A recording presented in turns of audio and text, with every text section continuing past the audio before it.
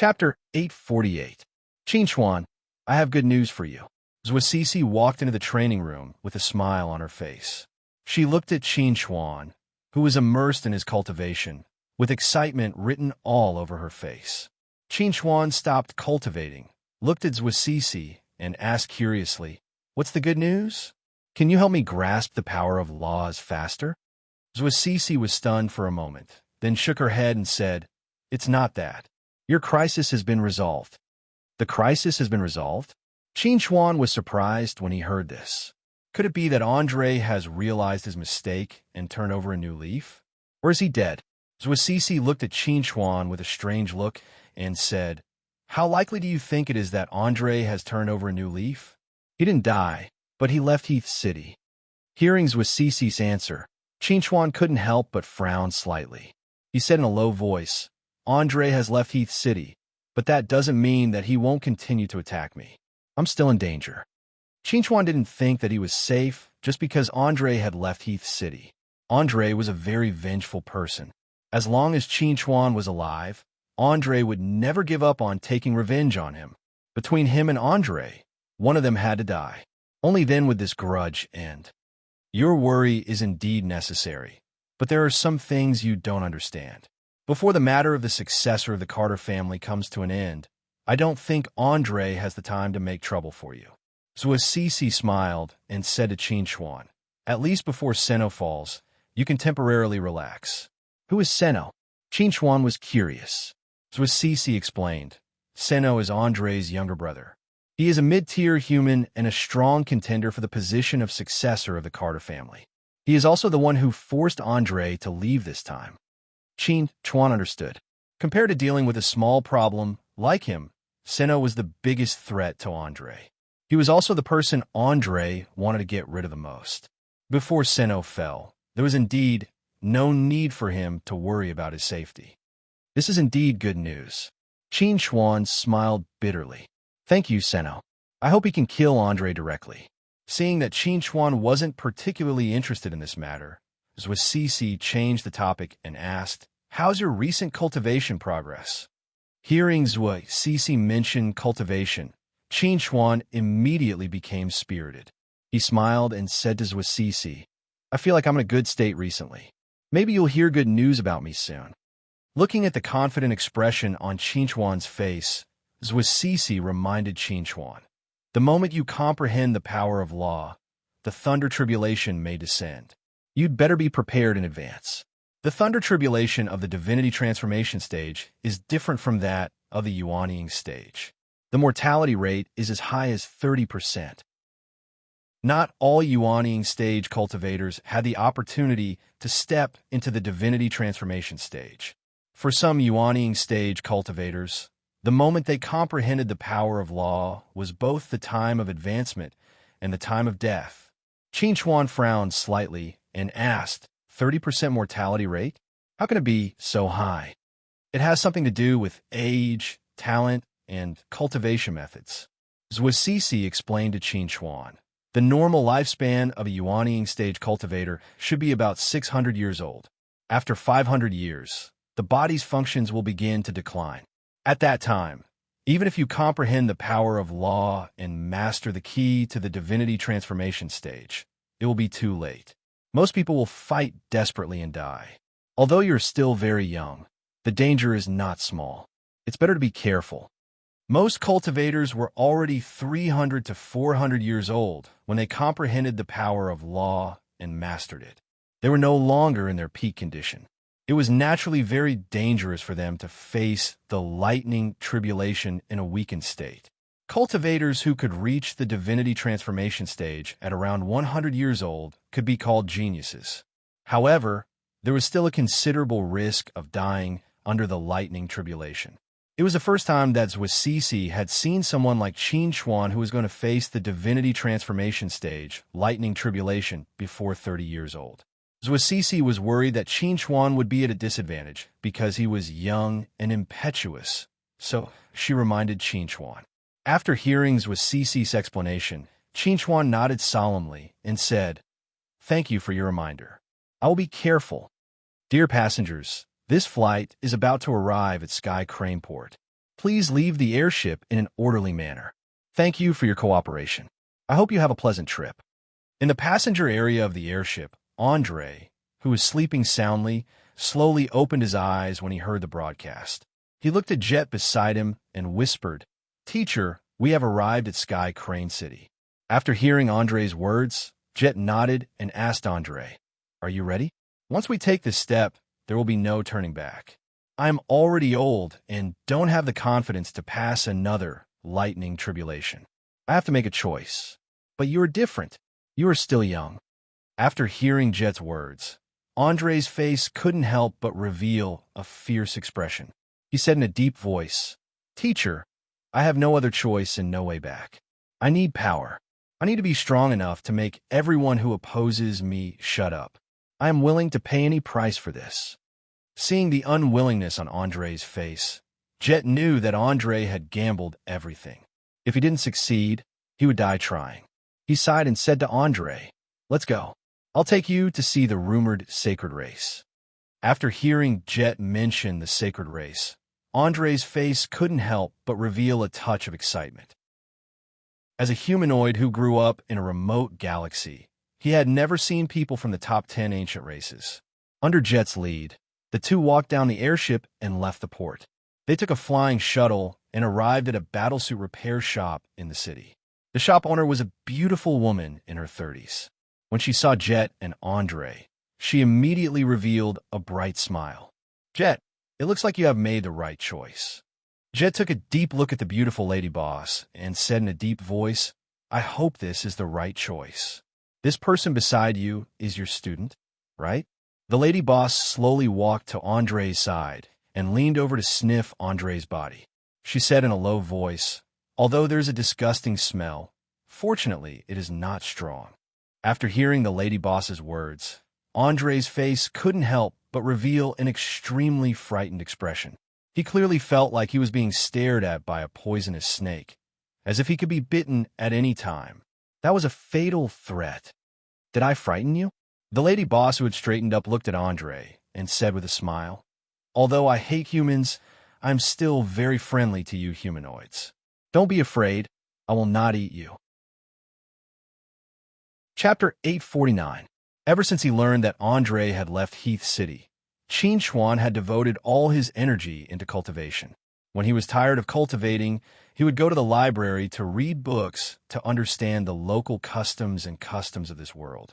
As his understanding of this world deepened, Qin Xuan gradually packaged himself as a local. It's been 7 days. He hasn't come out of the training room.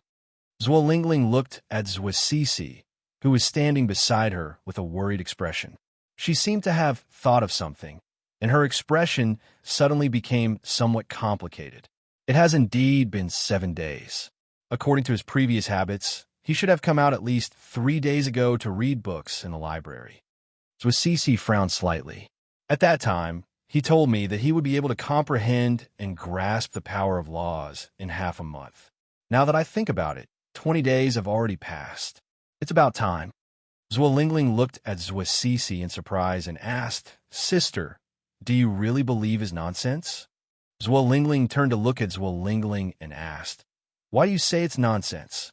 Zhuo Lingling rolled her eyes and said to Zhuo Cixi, "If the power of laws is really something that can be comprehended and grasped so easily, I wouldn't still be at the peak of the nascent soul stage." As Zhuo Cixi's sister, Zhuo Lingling's innate rune was also of the water attribute. Even with the guidance of a senior like Zhuo Cixi, her comprehension of the law of water had stagnated at the very beginning. There was practically no progress at all. This situation had persisted for an entire 10 years. If Qin Xuan had comprehended and grasped the power of laws in a short 20 days, wouldn't that make her seem especially stupid? Just as Zhuo Lingling was thinking about this, Zhuo Cixi seemed to have sensed something. Her expression changed slightly, and her figure flashed and appeared in the sky above the Talisman Array Master Association. She looked up at the gradually gathering dark clouds and said in a deep voice, "These are tribulation clouds." Zhuo Lingling also appeared beside Zhuo Cixi at this moment. She looked at the gathering dark clouds in the sky and said in surprise, "Who is so bold?" They're actually undergoing tribulation in Heath City. From the looks of it, it seems Zwilingling seemed to have thought of something, and her expression became extremely shocked. She cried out involuntarily, "Is it Qin Xuan? Who else could it be other than him?" Before she finished speaking, Zwasisi's figure had already disappeared. The next moment, she appeared in front of the cultivation room. Just as she was about to raise her hand to push open the door suddenly opened from the inside. Then a figure with the power of thunder all over his body walked out. This person was none other than Qin Xuan, who had been in seclusion in the cultivation room for 7 days. Zwasisi, I feel like I'm not in the right state. Qin Xuan closed his eyes and sensed the terrifying power lingering around his body. He said in a low voice, "I have a feeling that I'm going to become a god. It's too powerful." "You're not in the right state. The lightning tribulation was coming. If you want to become a god, you'd better wait until you leave the city." Zwasisi looked at Qin Xuan's current state and didn't know whether to laugh or cry. If Qin Xuan really was going to undergo tribulation in Heath City, who knew how many people would die under the lightning tribulation? Upon hearing Zwasisi's words, Qin Xuan, who was immersed in the powerful energy and unable to extricate himself, instantly woke up. He raised his head to look at the sky. Although there were layers of roofs blocking his view, he could still sense the existence of the tribulation clouds. What's more, the tribulation clouds were already beginning to take shape. How am I supposed to leave the city? Qin Xuan looked at Zwasisi with an extremely solemn expression. By now, he had realized that things were getting troublesome. If he were to undergo tribulation in the city, it would be a disaster for Heath City. "I'll take you away. Follow me." Zwasisi's figure flashed and appeared in the air above the Talisman Array Master Association. Then, she flew towards the east at high speed. Qin Xuan followed closely behind. In the blink of an eye, the two of them had already flown thousands of meters away from the Talisman Array Master Association. By now, quite a few people in Heath City had already sensed the appearance of the tribulation clouds. Their gazes were focused on Zwasisi and Qin Xuan, who were flying out of the city, and they followed them from afar. Although Zwasisi and Qin Xuan's movement speed was extremely fast, because Heath City was simply too big, the two of them couldn't leave Heath City in a short period of time. Thus, Zwasisi could only try her best to bring Qin Xuan to a place in Heath City with the least amount of people. The tribulation clouds are almost completely formed. "We don't have time to leave Heath City. I'll take you to the manor up ahead." Zwasisi raised her head to look at the enormous tribulation clouds in the sky, her expression extremely solemn. Qin Xuan frowned and said, "Won't there be people in the manor? Will we be able to inform them to leave in time?" "There's no need to inform them.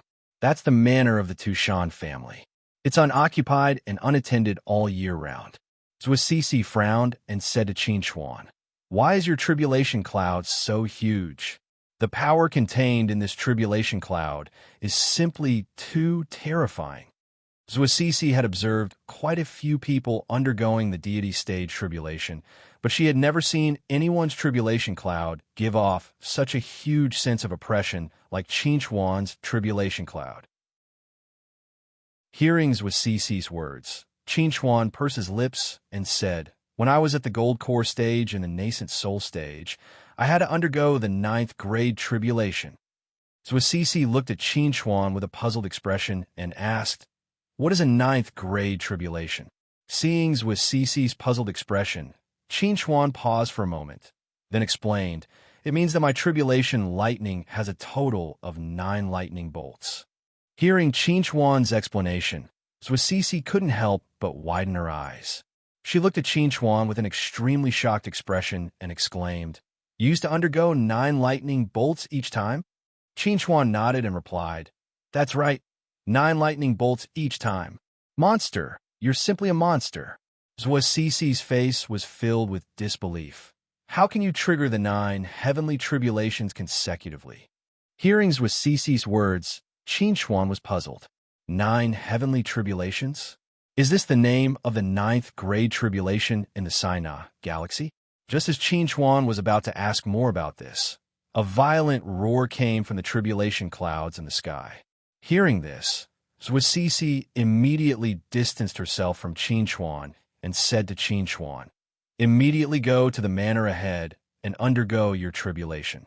Be careful when you undergo your tribulation. Don't die." Qin Chuan flew to the manor ahead without looking back. As he flew, he replied, "Don't worry, I won't die. I have experience in this aspect." Hearing Qin Chuan's words, Zhuangzi really didn't know how to describe her current feelings. Qin Chuan might be able to survive the 9 heavenly tribulations, but he might not be able to survive the tribulation. Chapter 850. Asterisk whoosh. Asterisk Qin Chuan arrived above the manor in extremely fast speed. When he sensed that there were no signs of life in the manor, he sat down cross-legged and began to adjust his state of mind. During these 7 days of seclusion, Qin Chuan finally comprehended the law of lightning and began to attempt to master it. During this process, Qin Chuan forgot about everything else and immersed himself in cultivation. The moment he finally succeeded in mastering the law of lightning, he opened the door of the training room and walked out. The process of mastering the law of lightning was smoother than I expected. The power of the law of lightning is also stronger than I expected. Qin Chuan lowered his head and looked at his palm. An azure flower had bloomed on his palm like a lotus. It looked gentle and harmless, but the power contained within was enough to destroy the heavens and earth. Asterisk rumble. Asterisk the thunderous booms coming from the tribulation clouds above Qin Chuan's head were even more intense than before, and the area covered by the tribulation clouds was also growing larger and larger, covering an area of nearly 100 kilometers in circumference. It was an extremely shocking sight, and more than half of the residents of Caesar City were alarmed. Zhuangzi stood in the distance, looking at Qin Chuan with a worried expression. Although she was very confident in Qin Chuan's strength, she still couldn't help but feel her heart rise to her throat when she saw how large the tribulation clouds were and how violent the power contained within them was. "Qin Chuan, you mustn't let anything happen to you." Just as Zhuangzi was praying for Qin Chuan in her heart, a tall figure suddenly appeared beside Zhuangzi. She looked at the tribulation clouds in the distance with astonishment in her eyes. "President Zhua, who is that person undergoing the tribulation?" Zhuangzi turned to look at the tall woman standing beside her and pursed her lips. "Shira, what are you doing here? Someone is audacious enough to undergo a tribulation in Caesar City, and a deity tribulation at that. As a member of Caesar City, what's wrong with me coming to take a look?" Shira smiled, then asked Zhuangzi, "What's wrong with that?" Hearing this, Zhuangzi pursed her lips and said in a deep voice, "No problem, but I'm warning you, you'd better not have any bad ideas, otherwise I won't let you go." "Zhuangzi, you really think too highly of yourself." Sheila laughed coldly. "The reason you're able to sit firmly in your position as the president of the Talisman Formation Association is because the method to activate the Grand Meteorological Formation is within your control. If it wasn't for the Grand Meteorological Formation, you would have probably been kicked out of the association a long time ago." Zhuangzi's expression couldn't help but become unsightly when she heard Sheila's mocking words. Just as she was about to say something, more and more figures suddenly appeared in the surroundings. Without exception, all of them were soul formation experts from Caesar City. They were all attracted by the commotion caused by Qin Chuan's lightning tribulation. Who is transcending the tribulation? Why is there such a huge commotion? An old man with white hair and beard stood in the air. He looked at Sheila and asked, "Sheila, you're the first to arrive. Do you know who this person is?" Sheila smiled and said to the old man, "Pulsatilla, don't ask me. Someone came even earlier than me." As she spoke, she pointed at Zhuangzi, causing everyone's gazes to converge on her. In the face of everyone's gazes, Zhuangzi chose to remain silent. She had no intention of responding. Sheila chuckled and said to everyone, "Earlier, I personally saw Zhuangzi bring the person transcending the tribulation to this manor. What? You don't want to admit it now? Is there some secret you're afraid of us knowing?" When everyone heard Sheila's words, their gazes towards Zui Sisi instantly became subtle. Sheila, there's no need to slander me. The person transcending the tribulation is right here. Once the tribulation is over, you'll naturally be able to see him. Sisi looked sharply at Sheila. I don't have any secrets I'm afraid of you knowing, nor do I have anything I don't want to admit. Pulsatilla asked curiously. Could it be that the person transcending the tribulation is your little sister, Zwilingling? But I remember that the last time I saw Zwilingling, she didn't have any trace of the power of law. It should be very difficult for her to make such progress in such a short period of time, right? We know most of the people in Caesar City who are talented enough to reach the apotheosis stage, but this is the first time I've seen this person's aura. It shouldn't be Zwilingling. A fierce-looking, burly man stared at the tribulation clouds in the distance.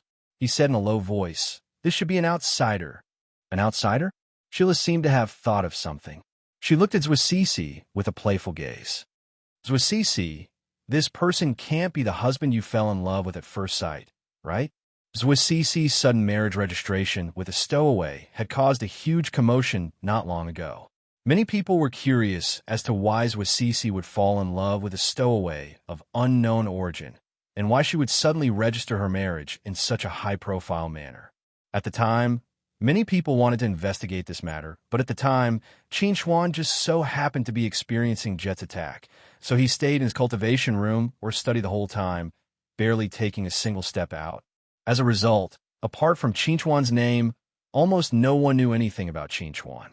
Now, that a stranger who was about to break through to the soul formation stage had suddenly appeared, and it was related to Zwasisi, Sheila naturally thought of Qin Xuan. When everyone heard Sheila mention Qin Xuan and saw the slight change in Zwasisi's expression, they all guessed that the person undergoing the tribulation should be Zwasisi's mysterious husband, Qin Xuan. As a result, the way they looked at Zwasisi changed. Originally, although Zwasisi was the president of the Talisman Formation Master Association, she was only at the early soul formation stage. She was alone, and she barely managed to gain a foothold in Caesar City with the help of the astronomical formation. No one paid much attention to her. So what if the astronomical formation was powerful? At most, they wouldn't go to the Talisman Formation Master Association. But now, the situation was different. Zwasisi suddenly found a mysterious man to marry, and this mysterious man suddenly broke through to the soul formation stage. Moreover, his tribulation lightning looked extremely terrifying, so his talent should be pretty good. After this mysterious man broke through to the soul formation stage, the couple might be able to gain a foothold in Caesar City if they joined forces. However, the cake in Caesar City was only so big, and it had already been divided. No one wanted a new power to join in. As a result, Zwasisi and Qin Xuan became the target of public criticism. Sheila looked at Zwasisi and sneered, "I was wondering why you suddenly got married, President Zwa. So you really did find a good husband. What could it be that you want the couple to join forces and take back what once belonged to your Talisman Formation Master Association?" Chapter 851. As soon as Shira said that, Zwasisi immediately became the target of public criticism, and everyone looked at her with fear in their eyes. Zwasisi was furious. Sheila was clearly trying to push her and Qin Xuan to the opposite side of the crowd. If someone really did try to harm them, she and Qin Xuan wouldn't be able to return alive. Don't make a scene. Sheila smiled merrily at Zwasisi. I'm just saying that casually.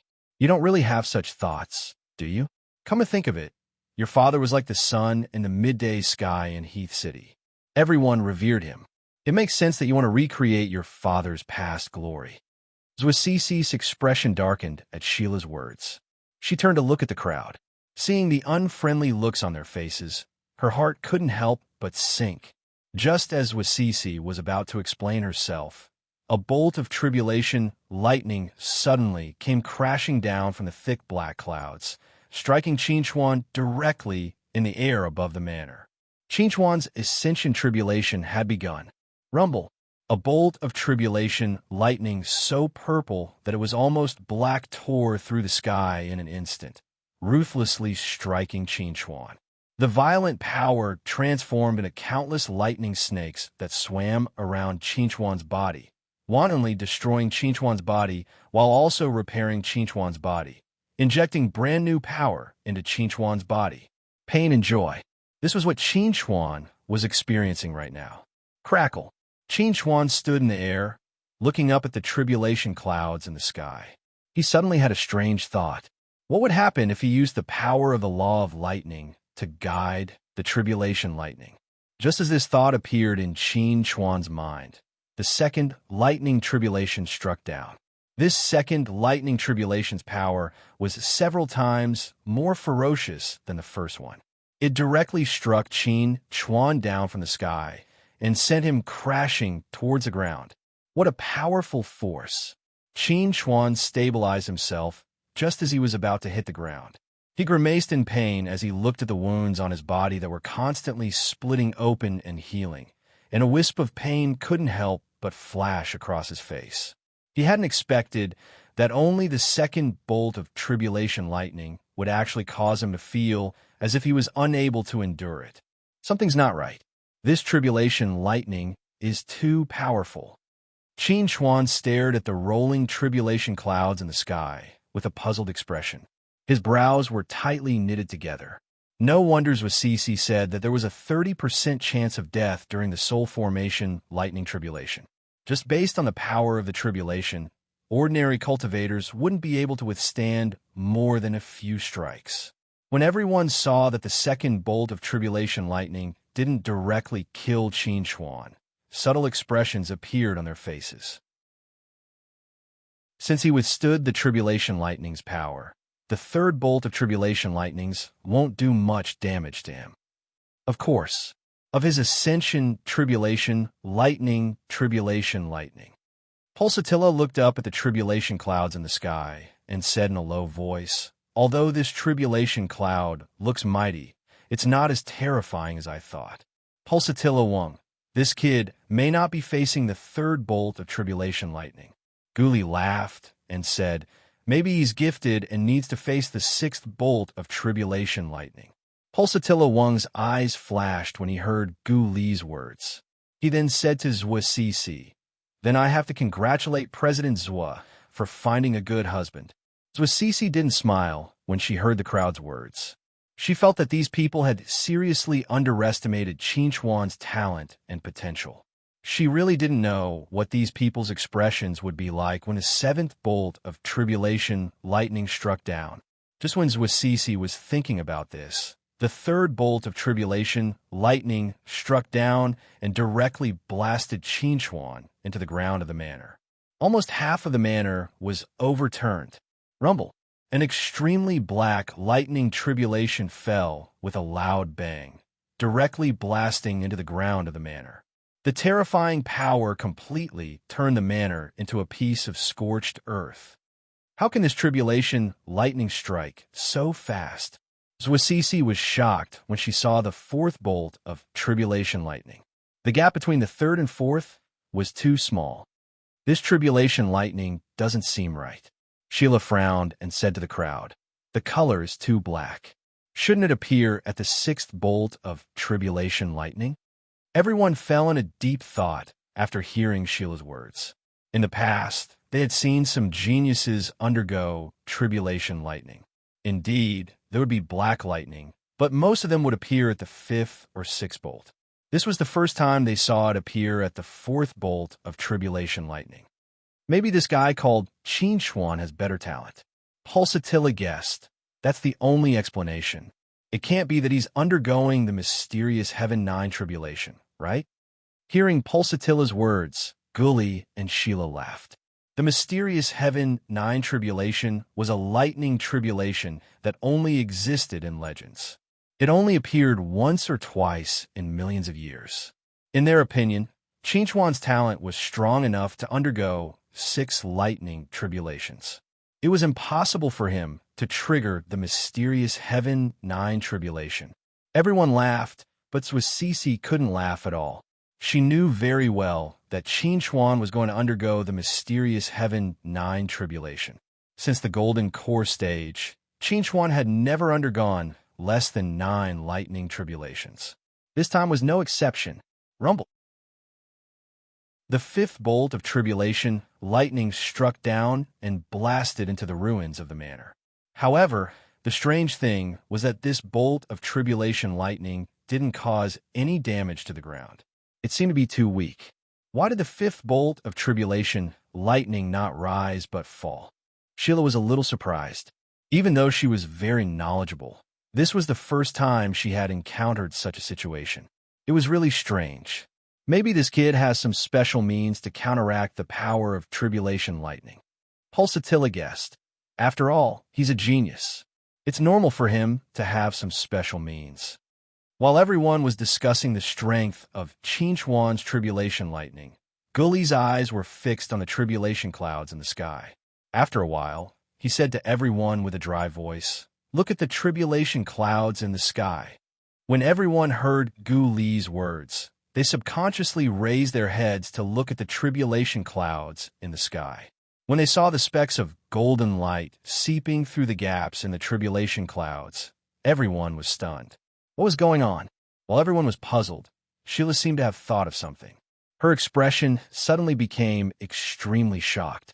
She cried out involuntarily, "This golden color, could it be a divine tribulation?" Everyone was shocked when they heard Sheila's exclamation. The divine tribulation was a lightning tribulation that would only appear in the 9 heavenly tribulations. If the tribulation clouds were really brewing a divine tribulation, wouldn't that mean that Chuan was going through the 9 heavenly tribulations? Chapter 852.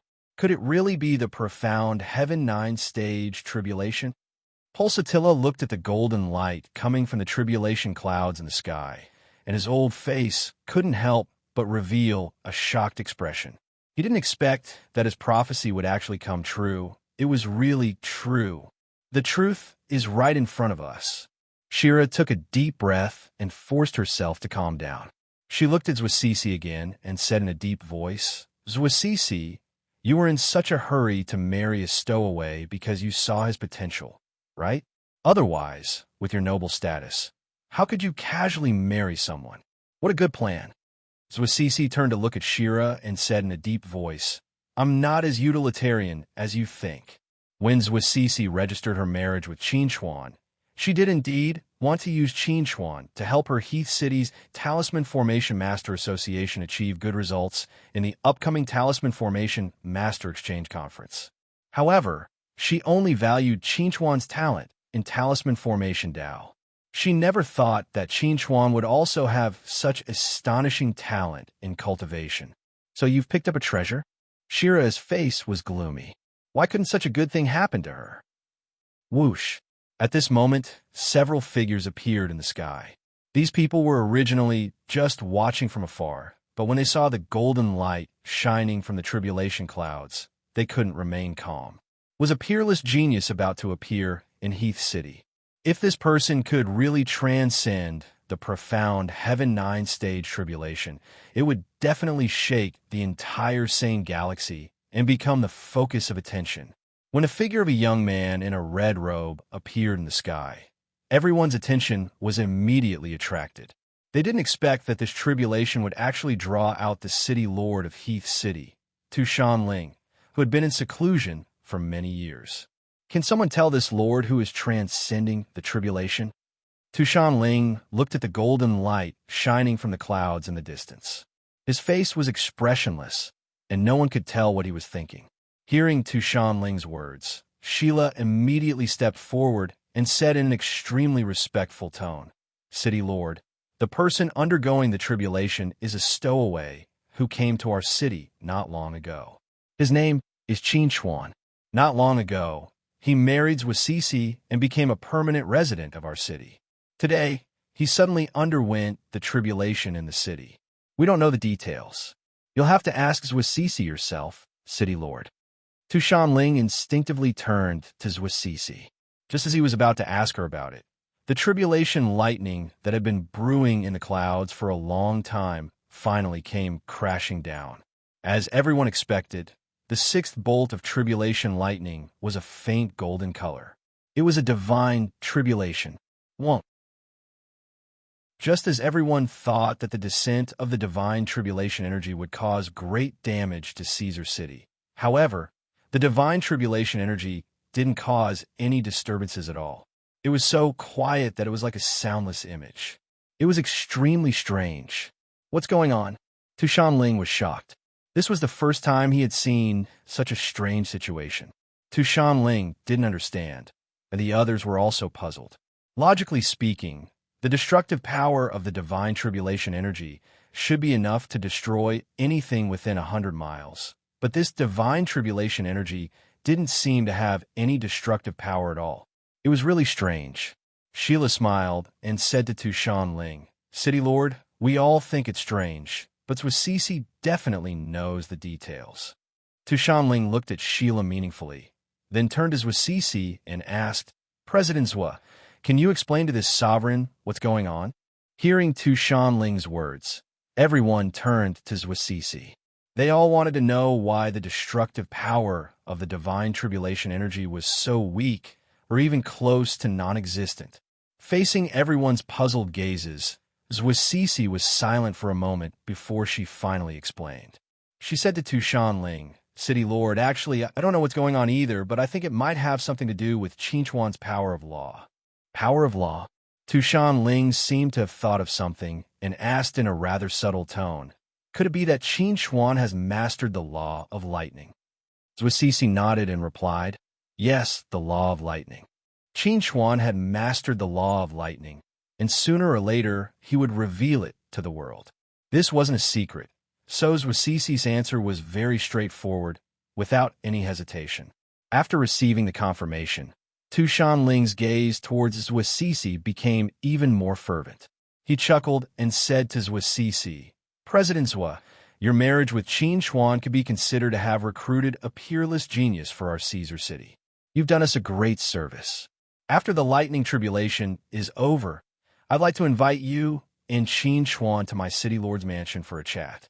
When everyone heard what Tu Shanling said to Swassisi, they were extremely shocked. No one thought that Tu Shanling's attitude towards Swassisi and Qinchuan would be so friendly and even slightly fawning. Shira, who had been fanning the flames beside Tu Shanling for a long time, had a very interesting expression on her face. She never thought that after all her efforts, not only did she not cause any trouble for Swassisi, she even seemed to be helping Swassisi. This feeling made Shira so depressed that she almost vomited blood. The script wasn't right. Even Swassisi felt that Tu Shanling's reaction was too strange. However, she could feel that Tu Shanling's reaction had nothing to do with her. The person that Tu Shanling really cared about was Qinchuan. Could it be that Tu Shanling wants to befriend Qinchuan because of Qinchuan's talent? Swassisi was a little puzzled. This was the only reasonable explanation she could think of now. Just as Swassisi was thinking about these questions, the seventh God's Tribulation Force had already landed. As everyone expected, this God's Tribulation Force was all bark and no bite. It didn't even cause any ripples. Tu Shanling couldn't help but become a little excited when he saw this scene. It was as if he was the one undergoing the Tribulation Force and not Qinchuan. It was extremely strange. Originally, Swassisi was still worried about whether Qinchuan could survive the mysterious Heaven 9 tribulation. Now, it seemed that she was worried for nothing. Based on Qinchuan's current performance, the mysterious Heaven 9 tribulation force might not affect him at all. Swassisi's expression became a little complicated at this thought. Is this the talent and potential of the human race, one of the top 10 ancient races? Isn't this a little too exaggerated? Compared to Qinchuan, what are we, the humanoid race, worth? Chapter 853. While everyone was curious and shocked about Qinchuan's tribulation, Qinchuan, who was the focus of everyone's attention, was sitting in the ruins with his legs crossed and a comfortable expression on his face. Refreshing. This is really refreshing. Qinchuan felt the power in his body that was about to explode, and the smile on his face was exceptionally bright. Originally, Chuan was only trying to resist the power of the thunder tribulation with the law of thunder, but he did not expect the effect to be so good. Not only did the power of the thunder tribulation not cause any harm to him, but the nourishing power was also absorbed by him. The original pain and happiness turned into joy and happiness. He could not be any happier. And the most important thing was that as the number of times he resisted the power of the thunder tribulation increased, Chuan could clearly feel that his control of the law of thunder had become more skillful, which was a pleasant surprise for him. The 7th tribulation has already passed, and now only the 8th and 9th tribulation are left. Judging from the feeling just now, the 8th tribulation should be the limit of the law of thunder, and I still need to endure the 9th tribulation. When this thought appeared in Chuan's mind, the 8th tribulation power finally came crashing down, and the pure golden color almost illuminated the entire sky. Facing the incoming power of the thunder tribulation, Chuan opened his palm towards the sky. When the aggressive power of the thunder tribulation came into contact with Chuan's palm, it immediately turned into a warm current that rushed into Chuan's body, cleansing his limbs and bones, and expelling all the impurities from his body, causing Chuan's body to instantly become incomparably clean, as pure as a newborn baby. Oh, this comfortable feeling made Chuan feel as if his whole body was soaked in a hot spring, and he could not help but let out a low moan. And just as Chuan was enjoying this extreme pleasure, an extremely strong sense of crisis suddenly appeared in his heart, causing his brain to wake up in an instant. Chuan suddenly opened his eyes and looked at the tribulation cloud in the sky. The originally thick and black tribulation cloud had unknowingly turned into a faint golden color, exuding a heart-palpitating pressure. Just looking at it made people want to submit to it uncontrollably. This is so scary. Chuan sucked in a breath of cold air. Although he had already expected that the 9th lightning tribulation would not make things easy for him, he was still a little frightened. Whoosh! Chuan did not hesitate to leave the ground and fly towards the sky. No matter what, he could not let the 9th tribulation power fall too quickly. He had to make some necessary preparations. Break! Chuan roared angrily. He raised his hand and released an extremely shocking spiritual energy wave towards the tribulation cloud in the sky. The spiritual energy wave rushed into the tribulation cloud in an instant, and the terrifying power exploded in the tribulation cloud, causing the tribulation cloud to suddenly expand. Seeing this, Chuan did not hesitate at all. He raised his hand and attacked again. In the distance, when people saw the tribulation cloud in the sky gradually turn into a faint golden color, they were extremely shocked. And when they saw Chuan suddenly rush to the sky and attack the tribulation cloud, they were all shocked by Chuan's action. They had lived for hundreds or even thousands of years, and this was the first time they saw someone take the initiative to attack the tribulation cloud. This guy is crazy? Cece was stunned. Does he want to blow the tribulation cloud away? Geniuses are always different. Ling took a deep look at Chuan's figure and said in a low voice, "But this is too different." Ling had seen countless geniuses, and there were some who were as shockingly talented as Chuan. But this was the first time he had seen a genius as crazy as Chuan. This action of attacking the tribulation cloud was clearly a provocation to the heavens. Just as everyone was shocked by Chuan's crazy action, the tribulation cloud seemed to have been enraged by Chuan's action. Accompanied by a series of earth-shaking rumbles, the tribulation cloud suddenly released countless bucket-thick strands of tribulation power. These strands of tribulation power gathered in the sky and smashed towards Chuan like a giant meteor. The surging power seemed to be able to destroy the heavens and the earth, swallowing the entire Caesar city. When a golden light filled the entire sky, everything fell silent. When the golden light in the sky gradually dissipated, what appeared before everyone's eyes was a scorched land. With Tushan Manor as the center, The land within a radius of 1,000 miles had been completely razed to the ground. Tushan Manor had become an enormous crater, so deep that it seemed to run through the entire planet. But at this moment, everyone's attention was not on this matter. Everyone's eyes were focused on the red fireball floating in the sky. Swasisi looked at the red fireball and sensed the familiar aura. She whispered, "Is this Qin Chuan? It should be Qin Chuan." Tushan Ling looked at the red fireball in confusion and whispered, "But he seems to be in a strange state." It seems to be, before Tushan Ling could finish his words, the red fireball suddenly let out a loud phoenix cry and transformed into a flying phoenix. Seeing this, Tushan Ling took a deep breath and said with a sigh, "He's actually undergoing nirvana rebirth." Hearing Tushan Ling's words, Swasisi asked in confusion, "Nirvana rebirth? What do you mean?" Hearing this, Tushan Ling explained as Swasisi, "You can think of it as Qin Chuan being killed by the divine test power, but the true phoenix blood in his body saved his bloodline and brought him back to life." After hearing Tushan Ling's explanation, Swasisi immediately became extremely shocked. She cried out involuntarily, "Phoenix true blood!" That's right, it's the true blood of the divine phoenix of the demon race, one of the top 10 ancient races. Tushan Ling said with a complicated tone, "That's a treasure that even Dongshu stage powerful beings crave for. I didn't expect it to appear on him." While Tushan Ling was sighing, the fire phoenix had merged into a muscular figure, which gradually turned into Qin Chuan's appearance. An extremely powerful aura gradually spread out in the air. Whoosh! Qin Chuan let out a long sigh of relief. He slowly opened his eyes and looked down at his hands. When he felt the incomparably powerful strength in his body, he did not show any excitement on his face. Instead, he looked a little regretful. His regret was not because of the strength in his body, but because of the true phoenix blood.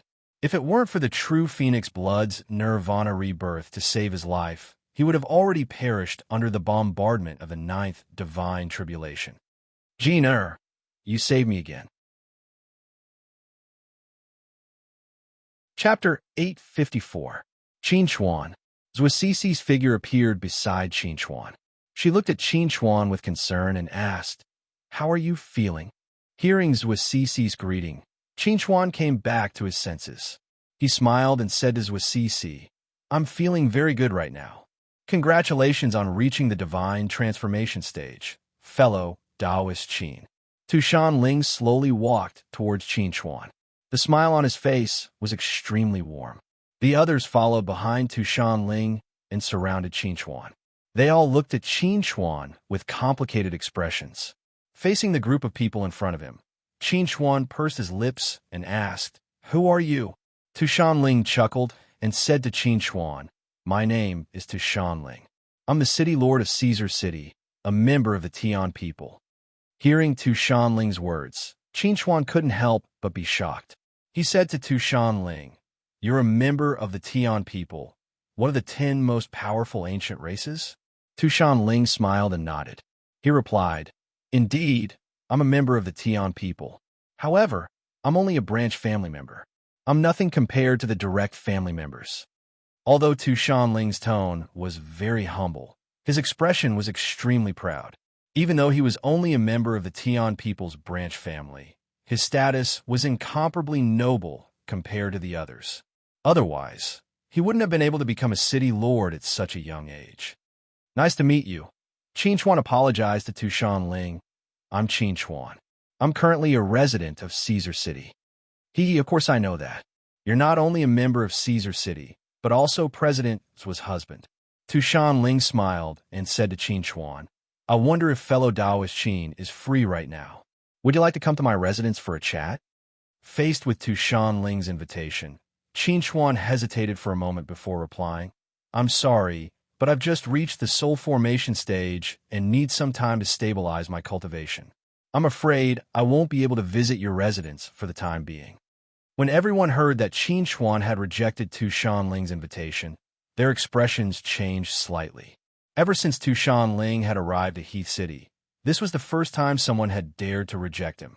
For a moment, everyone was curious about Tu Shanling's attitude. They wanted to see how Tu Shanling would treat Qin Chuan.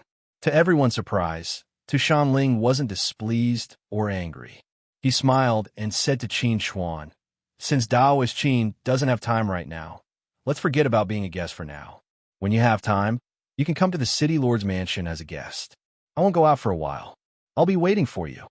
Faced with Tu Shanling's friendly attitude, Qin Chuan couldn't refuse. He cupped his fists again and said, "Thank you for your kindness, City Lord. When my cultivation stabilizes, I'll definitely visit the City Lord's mansion as a guest. Then I won't disturb Daoist Qin any longer." Tu Shanling smiled at Qin Chuan, then turned to the others and said indifferently, "Daoist Qin needs to cultivate and stabilize his cultivation. None of you are to disturb Daoist Qin, understood?" When everyone heard Tu Shanling's words, their expressions changed slightly, and they all nodded in agreement. On the way back to the Talisman Formation Masters Association, Qin Chuan and Zhuo Cixi were both silent, and neither of them spoke a single word. Qin Chuan suddenly spoke when they arrived at the association, and he asked Zhuo Cixi, "Did I cause any casualties during my tribulation?" Zhuo Cixi shook her head and said, "When the tribulation began, the residents in that area were evacuated. There were no casualties." After hearing Zhuo Cixi's answer, Qin Chuan heaved a sigh of relief and asked again, "Do you need me to compensate for the damaged buildings?" Zhuo Cixi glanced at Qin Chuan with a subtle gaze and replied, "Judging from the City Lord's attitude towards you, he probably won't hold you responsible, so you can rest assured." Qin Chuan looked at Zhuo Cixi in confusion and asked, "Why is the City Lord so friendly towards me? To be honest, I'm also very curious." Zhuo Cixi took a deep look at Qin Chuan and said, "Perhaps it's because you've passed the profound Heaven 9 levels tribulation and your potential is astonishing. The City Lord wants to befriend you, so he's so friendly." When the profound Heaven 9 levels tribulation was mentioned, Zhuo Cixi couldn't help but sigh and said, "The news of your tribulation will spread throughout the Sign Na star system in less than a day. At that time, you will definitely become the focus of everyone's attention. You better be mentally prepared. The Imperial family will definitely send someone to contact you. If you don't want to have anything to do with the Imperial family, you better think of a good reason to refuse." Hearing Zhuo Cixi's words, Qin Chuan was a little surprised and asked in confusion, "It's just a tribulation. Why would it attract so much attention? Do you really not know what the profound Heaven 9 levels tribulation means?" Zhuo Cixi didn't know whether to laugh or cry. She explained to Qin Chuan, "The profound Heaven 9 levels tribulation means a lot to cultivators. This is because all of the profound void stage experts have passed the profound Heaven 9 levels tribulation before. In other words, the profound Heaven 9 levels tribulation that a cultivator triggers when breaking through to the Aurus Core stage, nascent soul stage, and spirit severing stage will determine whether the cultivator has the chance to break through to the profound void stage in the future. Cultivators who have passed the profound Heaven 9 levels tribulation will have the chance to break through to the profound void stage. But those who haven't will definitely not be able to break through to the profound void stage if they don't encounter a great opportunity. Although you're only at the early spirit severing stage now, you might be able to touch the profound void stage in the future. How can the appearance of such a genius not attract the attention of the world? Not to mention, you have passed the profound Heaven 9 levels tribulation more than once. Every time Zhuo Cixi thought about this matter, she felt that it was inconceivable. It was already a blessing for others to trigger the 9 heavenly tribulations once, but Qin Chuan had triggered the 9 heavenly tribulations 3 times in a row. This was a treatment that only the Son of the Heavens would have. After hearing Zhuo Cixi's explanation, Qin Chuan finally understood the significance of the profound Heaven 9 levels tribulation. This was a good thing for Qin Chuan, but it was also a bad thing. He only wanted to make a fortune in silence. Is there any way to suppress this matter? Qin Chuan frowned. "I don't want to attract too much attention. It's impossible to suppress this matter. You've caused such a big commotion. Everyone in Caesar City saw it clearly. Even if the city lord gave the order, it would be useless. Zwisisi shook her head. You should think about how to deal with the imperial family first. But there's one more thing. Tushan Ling might report this matter to the Tian people. Qin Chuan could think of a way to refuse the imperial family of the same galaxy, but Qin Chuan would have to consider the consequences of offending the Tian people. Chapter 855. Caesar City, the City Lord's Mansion. As soon as Tushan Ling returned to the City Lord's Mansion, he contacted his family in Tron Nebula through his communicator. Buzz! Accompanied by a buzzing sound, a middle-aged man's figure was projected from the communicator. He stood before Tu Shanling and looked at him. Tu Shanling, why did you suddenly contact the family? Do you have something important to report? He asked in a dignified tone. Hearing the middle-aged man's words, Tu Shanling's face immediately revealed a respectful expression. He said in a very humble tone, Uncle, a peerless genius appeared in Caesar City today. He went through the profound Heaven 9 stage tribulation and reached the soul formation stage. When the middle-aged man heard Tushan Ling's report, a trace of surprise appeared on his cold face. He said in a low voice, If I remember correctly, Caesar City is in the remote sane galaxy, right? How could such a genius appear in such a place? Indeed, I saw it with my own eyes, Tushan Ling replied. And he's very different. The middle-aged man asked curiously, What's different about him? Tushan Ling replied with a hint of excitement. The law he grasps is the law of thunder. When he was transcending his tribulation, he used the law of thunder to resist the power of the tribulation lightning and nullified its destructive power. Although the law of thunder is rare, it's not enough to make you so excited. The middle-aged man looked at Tushan Ling. Is there anything else you haven't said? Tushan Ling immediately replied, Uncle, your eyes are as sharp as torches. There is indeed something I haven't said. I'm thinking, since he can resist the power of the tribulation lightning with the law of thunder without suffering any injuries, can he help others transcend their tribulations? Hearing Tushan Ling's words, the middle-aged man's eyes suddenly lit up. He said in a deep voice, Nephew, you have to take good care of this genius. I will discuss this with the elders of the family as soon as possible and then send someone to Caesar City in the same galaxy to meet with you. If your idea can be implemented, you will have made a great contribution to the family. I will transfer you back to Tron Nebula and arrange a new position for you.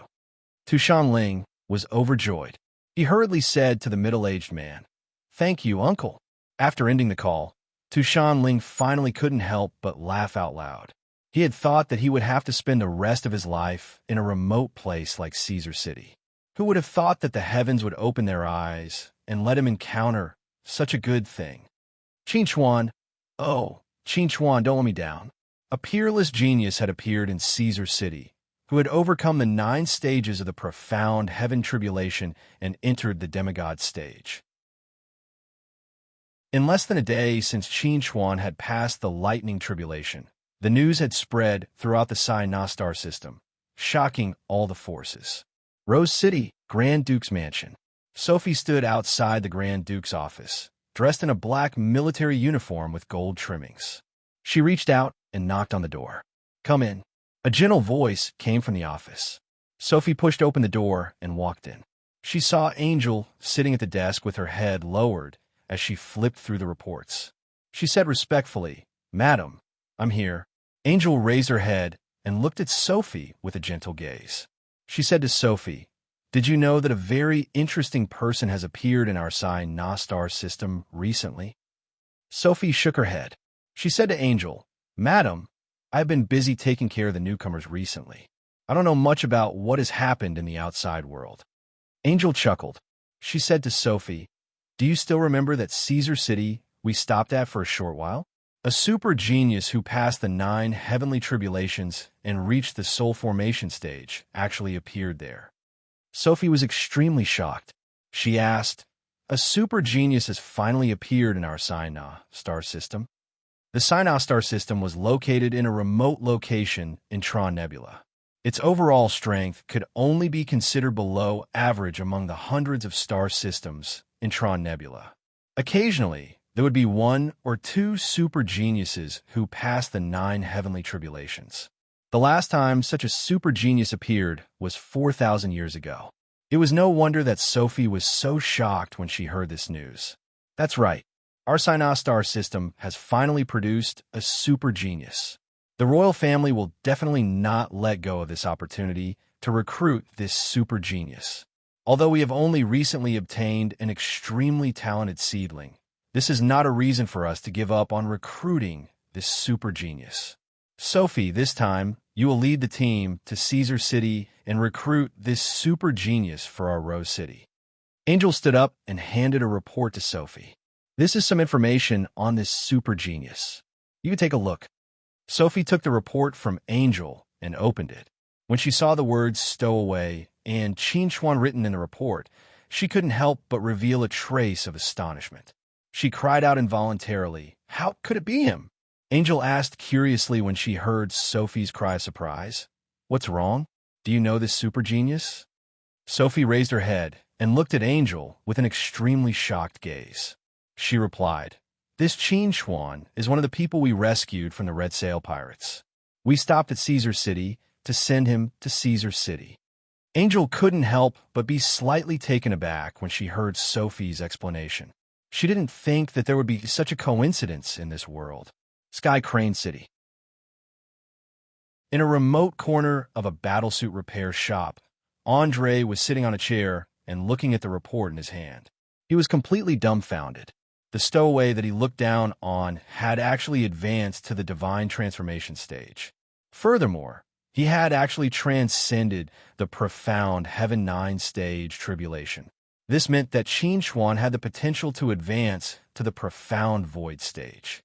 He would become a delicious piece of cake that all forces would fight to recruit. This guy, how could this be? Andre was in disbelief.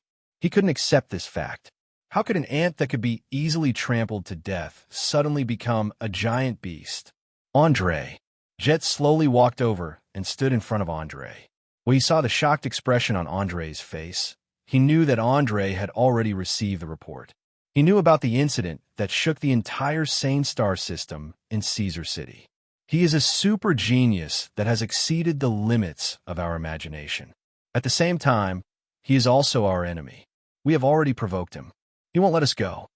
Hearing Jet's words, Andre slowly raised his head and looked at Jet, asking, "Teacher, what should we do?" A cold glint flashed through Jet's eyes. He said in a deep voice, "Although he is a super genius, he is only at the early divine transformation stage.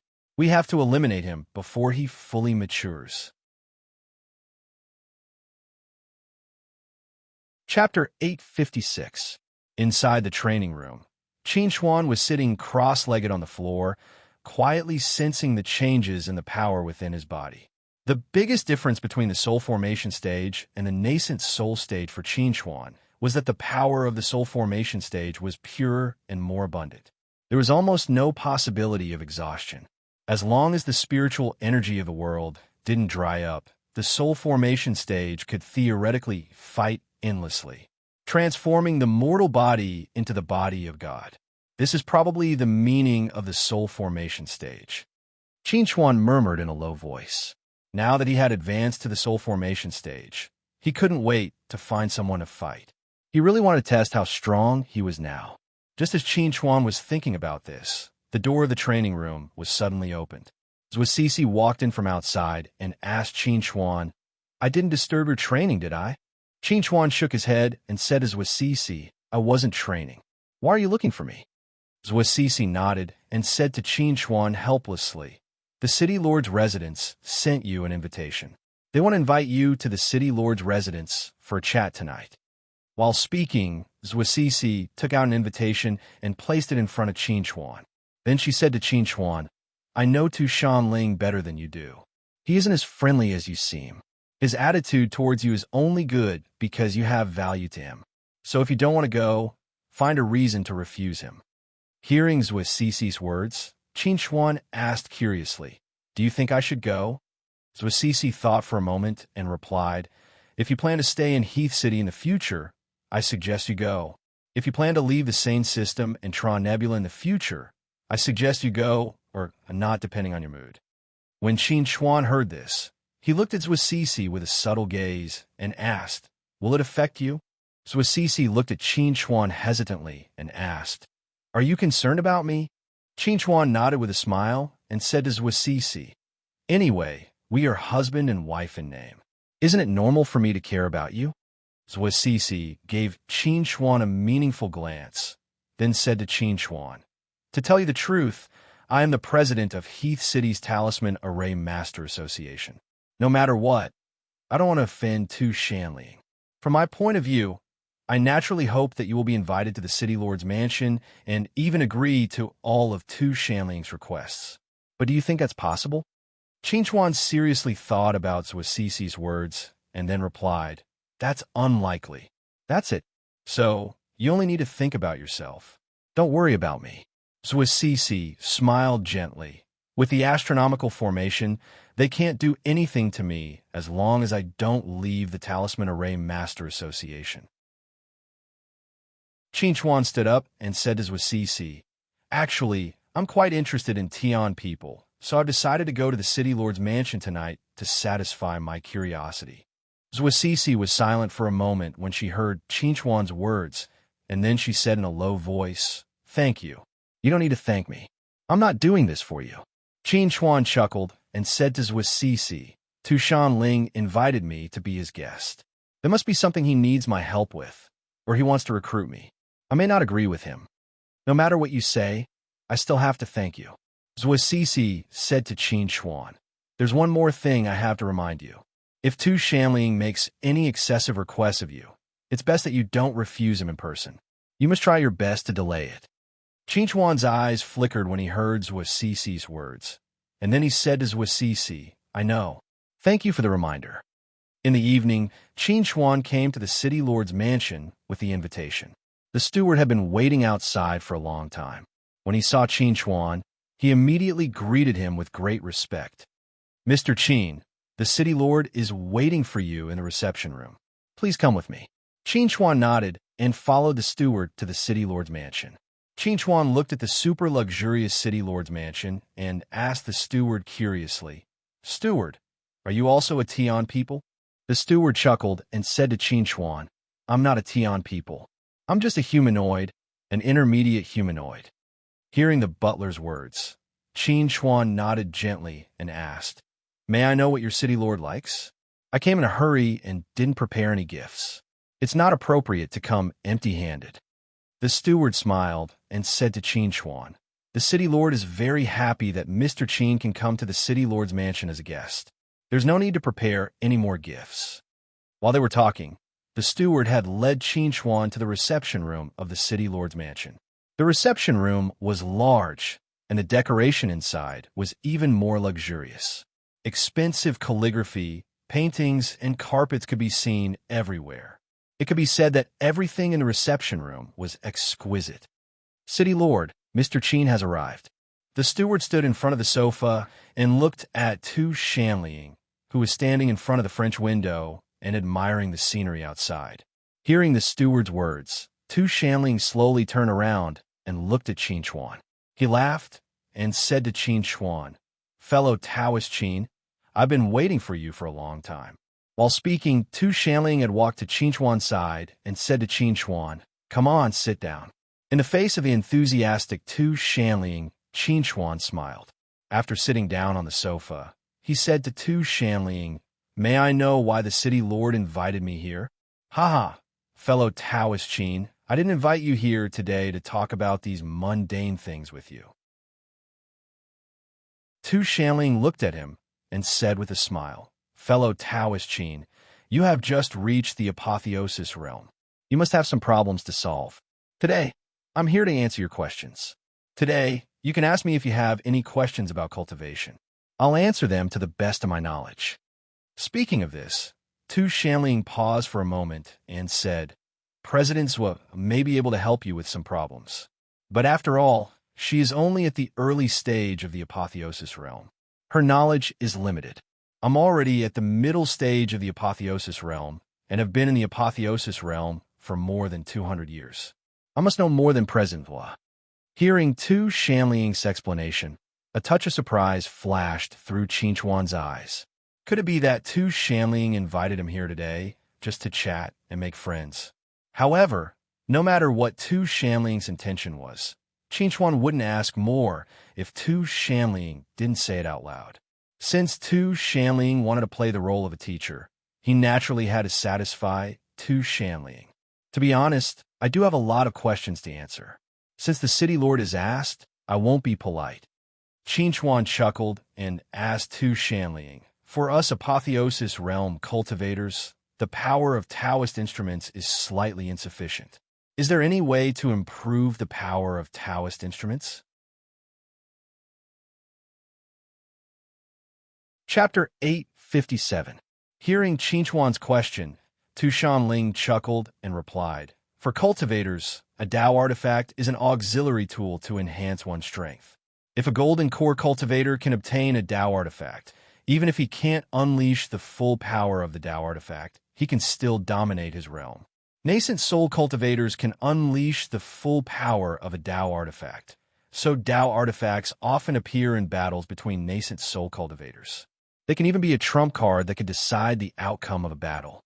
However, for us spirit-severing cultivators, Tao artifacts are of little value. Do you know why? Hearing Tu Shanling's words, Qinchuan frowned slightly. After pondering for a moment, he replied, because after reaching the spirit-severing stage, our power will undergo a qualitative change. We will have more affinity with the spiritual energy of heaven and earth. Coupled with our understanding and mastery of the power of laws, the power of a casual strike may surpass the power of most Tao artifacts. Therefore, Tao artifacts are of little value. Tu Shanling laughed and applauded. You're right. It's because the power of a casual strike of a spirit-severing cultivator surpasses the power of most Tao artifacts. Therefore, Tao artifacts are dispensable to us spirit-severing cultivators. Qinchuan nodded and asked, then spirit-severing cultivators don't need the help of external objects in battle. Of course not. Each of us has our own life-bound magic artifact. We start cultivating it when we reach the spirit-severing stage. When we reach the spirit-severing stage, the power of our life-bound magic artifact will increase to the level of a top-grade Tao artifact or even a half-step sacred artifact. It's still very helpful to us. Hearing Tu Shanling's words, Qinchuan couldn't help but be stunned for a moment. He had never nurtured a natal magic treasure along the way. Tu Shanling guessed this when he saw the expression on Qinchuan's face. He asked curiously, don't you have a natal magic treasure? Qinchuan smiled bitterly and nodded. I came here illegally from a remote place. I don't know a lot about cultivation, so I haven't cultivated a life-bound magic artifact. Tu Shanling smiled and said to Qinchuan, this is not a big deal. Even if you start cultivating a life-bound magic artifact now, it's not too late. After all, you're now a spirit-severing cultivator. A life-bound magic artifact in your body for a day is worth 10 years of cultivation in the spirit-severing stage. However, cultivating a life-bound magic artifact is no longer suitable for you. It is a life-bound magic artifact. Upon hearing Tu Shanling's explanation, Qinchuan asked curiously, what is a sacred artifact? Hearing Qinchuan's question, Tu Shanling felt a headache coming on. He couldn't help but ask Qinchuan, where did you come from? Why don't you know the most basic knowledge? Hearing Tu Shanling's question, Qinchuan's expression couldn't help but become a little embarrassed. He coughed softly and said to Tu Shanling, are my questions all basic knowledge? Previously, when Qinchuan was reading in the library, most of the books were about the local customs of the Sinai star system, as well as some introductions to the humanities and geography. He didn't have much understanding of cultivation, which was his oversight. Haha, it's not really basic knowledge. Since you asked, I'll explain the origin of the life-bound magic artifact to you in detail, and even more powerful divine artifacts. In fact, there were no more powerful weapons above life-bound magic artifacts for fighting. In ancient times, Most spirit-severing cultivators relied on their own abilities to fight. They rarely relied on external objects. However, a race created a weapon that could play a huge role in a spirit-severing battle and changed this. The life-bound magic artifact was named after this race. Qingchuan couldn't help but be shocked. Zerg, you're right. It's the divine race, the Zerg you mentioned. They're an ugly race that thinks they're perfect. However, because of the life-bound magic artifact, they always like to call themselves the divine race. Tu Shanling glanced at Qingchuan with a slightly strange look. The life-bound magic artifact was created by the divine race. At that time, the divine race relied on the power of the life-bound magic artifact to establish their position as one of the top 10 ancient races in the universe. Speaking of this, Tu Shanling paused for a moment and then reminded Qingchuan, I know that you humanoids like to call the divine racer because of the ancient humans. However, you can say this in private. Don't mention it in front of outsiders. As a member of the Tian clan, Tu Shanling had the qualifications and confidence to say such words. Hearing Tu Shanling's words, Qingchuan knew that he had misspoken. His expression didn't change as he smiled and said, I was too surprised just now. It slipped out of my mouth. Tu Shanling smiled and continued to explain to Qingchuan. The life-bound magic artifact was created by the divine race. The other races saw this and joined forces to force the divine race to hand over the forging method of the life-bound magic artifact. The divine race had no choice but to make the forging method of the life-bound magic artifact public. It was also because of this that the Protoss was able to use the life-bound magic artifact as the foundation to create the divine artifact, establishing the Protoss position as the strongest ancient race. Protoss, divine artifact. Hearing Tu Shanling's words, Qingchuan felt a surge of emotions. He couldn't help but ask, what about the humans? What about the shifters? Tu Shanling chuckled and said to Qingchuan, the humans and the shifters were the only races that could compete with the Protoss back then. In the legends, they were the beginning of all races. Unfortunately, some unknown problems occurred between the humans and the shifters. The alliance collapsed and disappeared from the river of history. Qingchuan curiously asked, you don't know what happened between the humans and the shifters back then? At that time, the problem between the human race and the demon race was very strange. No one knew what exactly happened.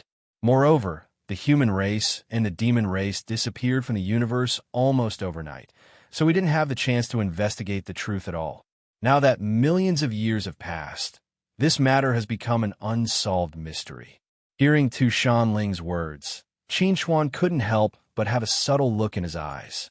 It seemed that if he wanted to know what happened between the humans and the shifters back then, he would have to investigate it himself. By the way, Qingchuan, there's one more important thing I haven't told you yet. Tu Shanling looked at Qingchuan and asked, did presidents would tell you about the minor tribulation before? Qingchuan was slightly taken aback. He asked in confusion, what's the minor tribulation? Seeing that Qingchuan really didn't know anything, Tu Shanling explained with a smile, there are over 10,000 early apotheosis stage cultivators in the Synod galaxy. But do you know how many mid-apotheosis stage cultivators there are? I don't know the exact number, but it's definitely less than 100. The reason for this situation is because of the minor tribulation. Chapter 858. Out of 10,000 Huashan cultivators, only 100 of them were in the middle stage of Huashan realm, or even less. Qingchuan was shocked by Tu Shanling's words.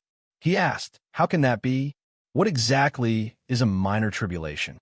Seeing Qingchuan's surprise and confusion, Tu Shanling explained with a smile, when we are in the lower stages, we will only trigger a thunder tribulation when we reach the next stage.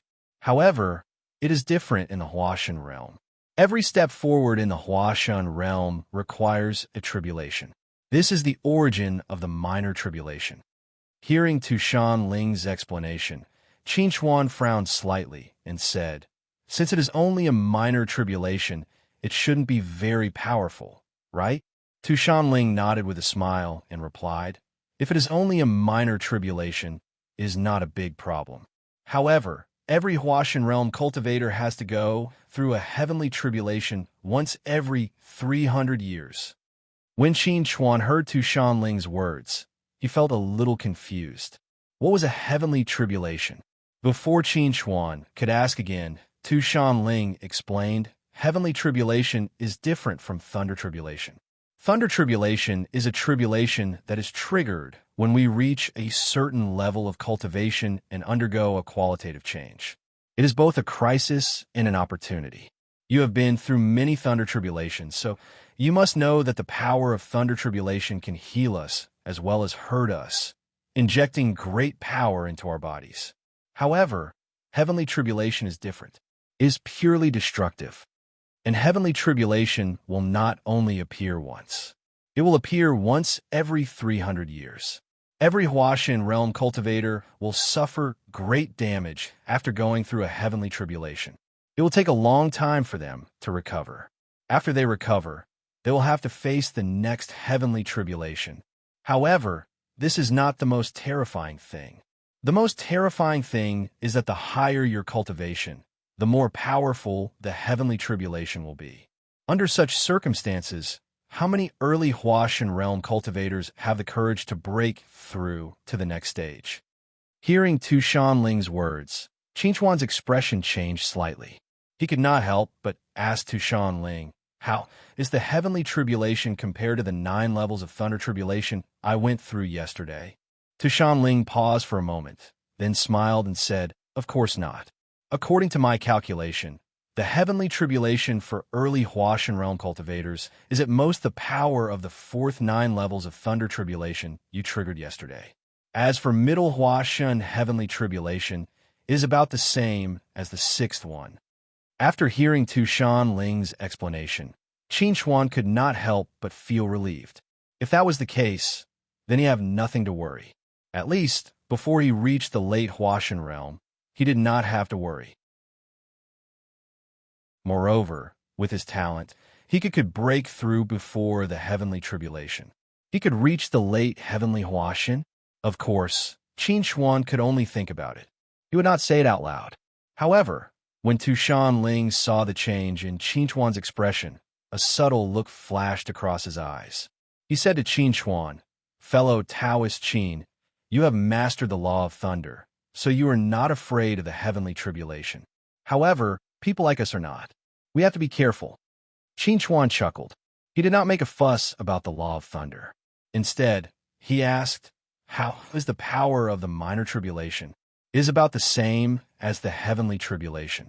Tu Shanling looked at Qin Chuan. However, the minor tribulation is the same as the thunder tribulation, so you don't have to worry too much. I see. Qin Chuan nodded gently and asked, is it possible for a Taoist instrument to become a divine instrument? Theoretically, everything can become a divine instrument. However, there is a prerequisite, and that is the instrument soul. Tu Shanling said to Qin Chuan, it doesn't matter if it's a Dharma treasure or a Tao artifact. If you want to become a sane artifact, you need an artifact soul. And it doesn't need an artifact soul that only has some intelligence. Hearing Tu Shanling's explanation, Qin Chuan couldn't help but think of Baiyu. The Hope was a top-grade Tao artifact, and with Baiyu's mature artifact soul, it was very likely that the Hope would become a sacred artifact. However, the Milky Way sword was not as good. Although it had an instrument soul, it was not mature. It still had a long way to go.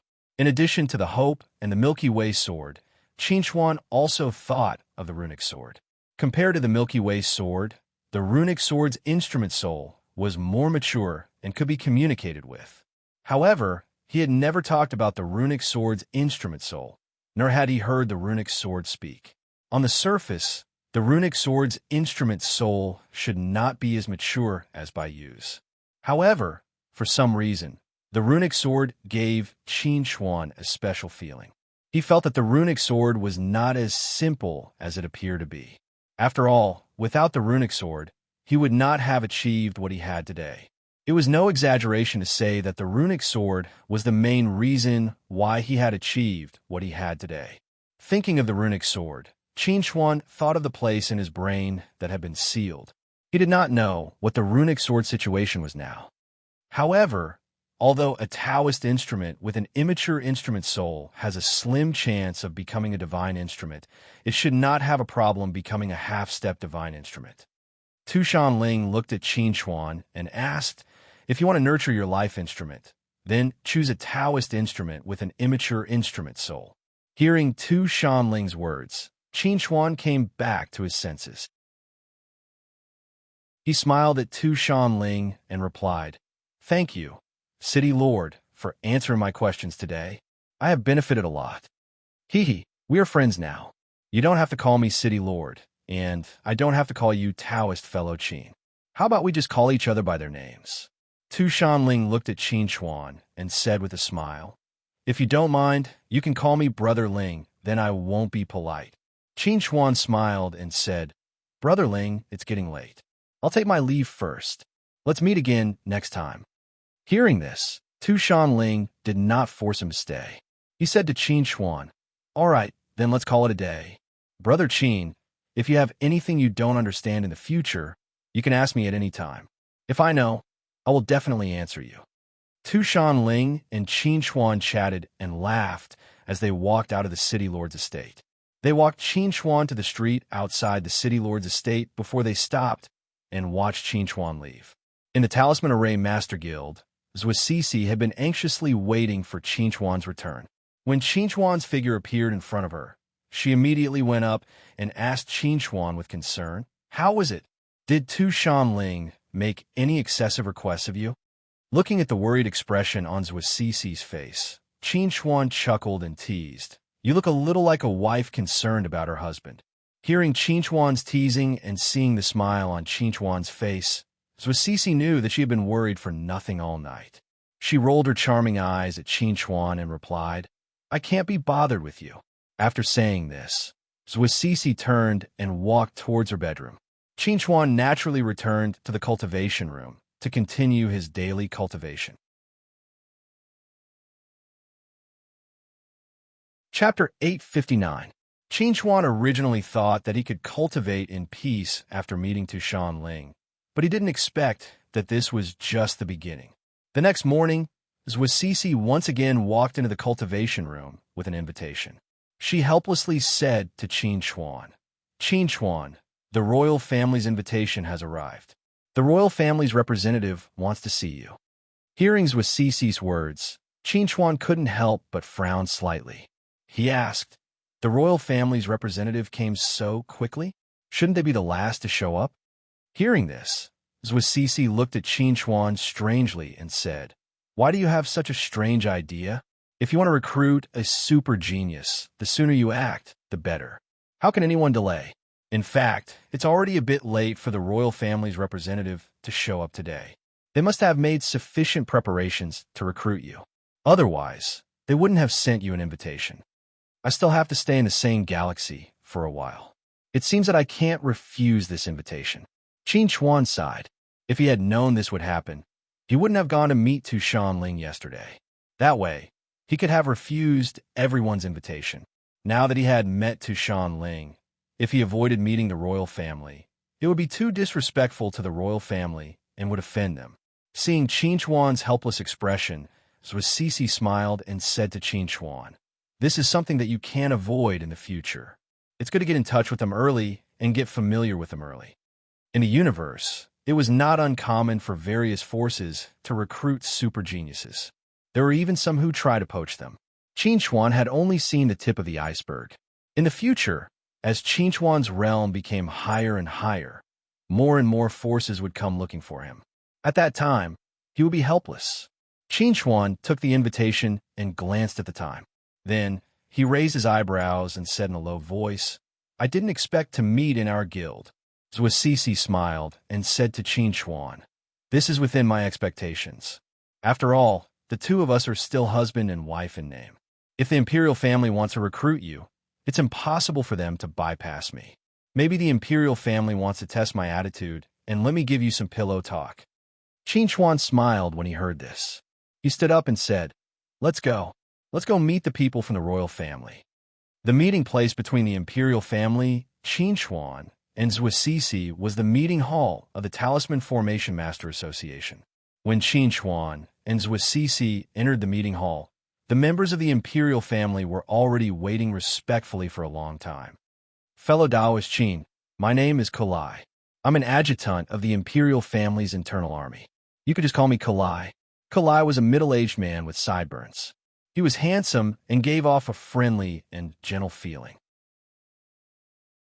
At least, Qin Chuan's impression of Kalai wasn't bad. Hello. Qin Chuan smiled at Kalai. After shaking hands with Kalai, he sat down and asked Kalai, "May I know why the imperial family sent Mr. Kalai to meet me?" Since fellow Daoist Qin has taken the initiative to bring it up, then I won't hide it from you. In fact, I came here mainly to recruit you. Kalai bluntly said to Qin Chuan. The imperial family want to invite fellow Daoist Qin to join the imperial family's internal army. In order to not disturb fellow Daoist Qin's cultivation, the imperial family will provide Mr. Qin with the position of an internal army staff officer.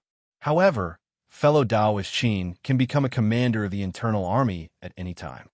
Zhuo Cixi, who was sitting beside Qin Chuan, couldn't help but reveal a trace of surprise when she heard Kalai's words. She didn't expect that the imperial family would directly use the position of an internal army staff officer or commander as a condition to invite Qin Chuan. After all, ordinary people had to serve the imperial family's internal army for at least 100 years before they were qualified to become an internal army staff officer or commander. Kalai chuckled when he saw the surprise on Zhuo Cixi's face. He said to Qin Chuan, "I'm sure your wife is very familiar with the treatment of our imperial family's internal army. I won't explain it in detail here. Fellow Daoist Qin can ask your wife when you return." Qin Chuan lightly nodded when he heard this. He then smiled at Kalai and said, "I didn't expect our meeting to be so simple." Before coming to the meeting hall, Qin Chuan had already thought of countless ways to play Tai Chi with the imperial family. However, he never expected that the imperial family wouldn't play Tai Chi with him at all.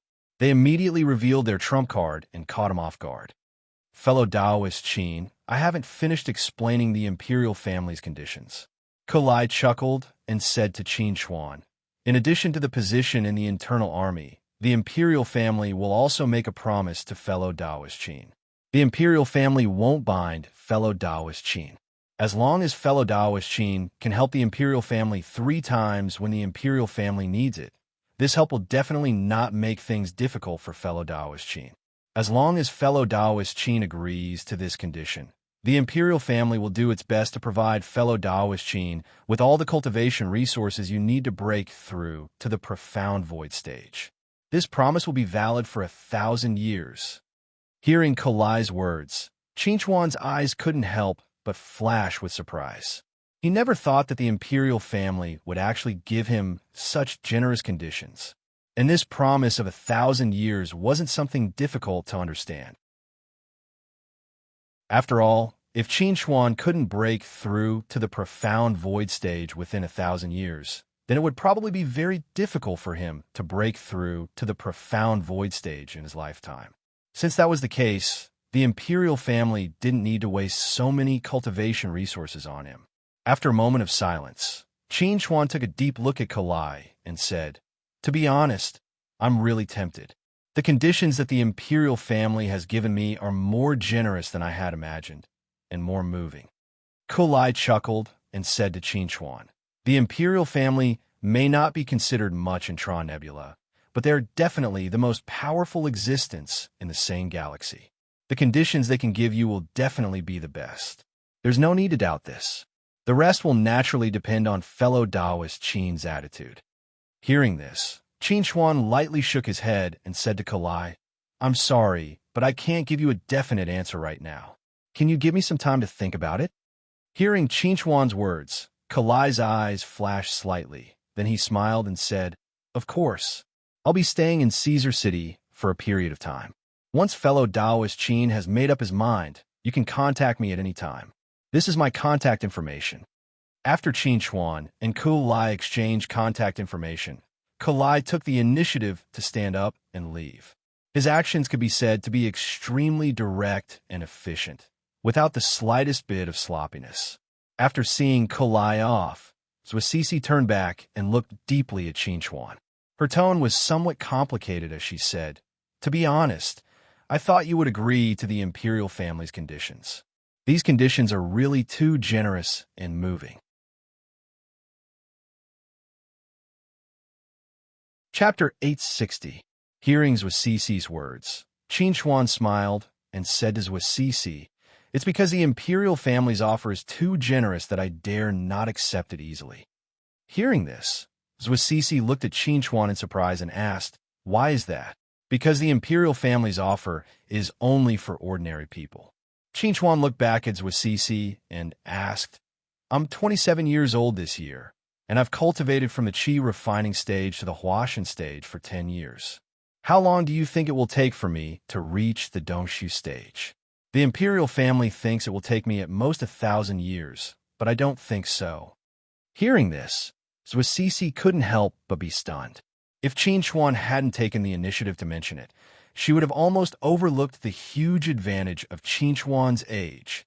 If Qin Xuan could continue to maintain this momentum, even if it was extremely difficult to reach the dongshu stage, it would only take him 10 years or 100 years at most for Qin Xuan. It seemed that the imperial family's offer to Qin Xuan was still not enough. Thinking of this, Zhuo Cece took a deep breath and said to Qin Xuan, "You're really... I don't know what to say." "Since you don't know what to say, let me say it first." Qin Xuan looked at Zhuo Cece. "Many people know about my age. I hope it won't be exposed in a short time. I don't want to attract too much attention."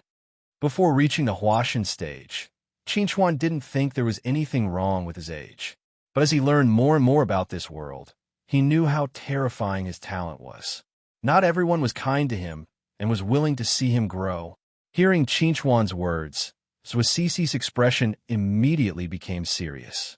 She frowned and said to Qin Xuan, "At that time, the people in the meeting hall were all elders of the Talisman Array Master Association.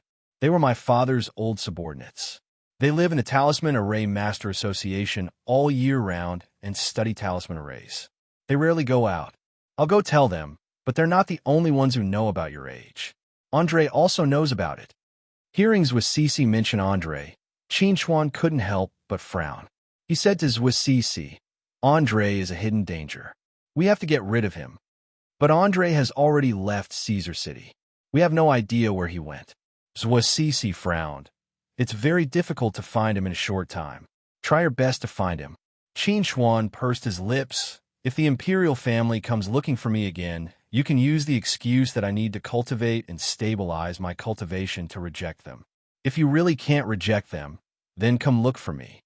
Zhuo Cece was stunned for a moment.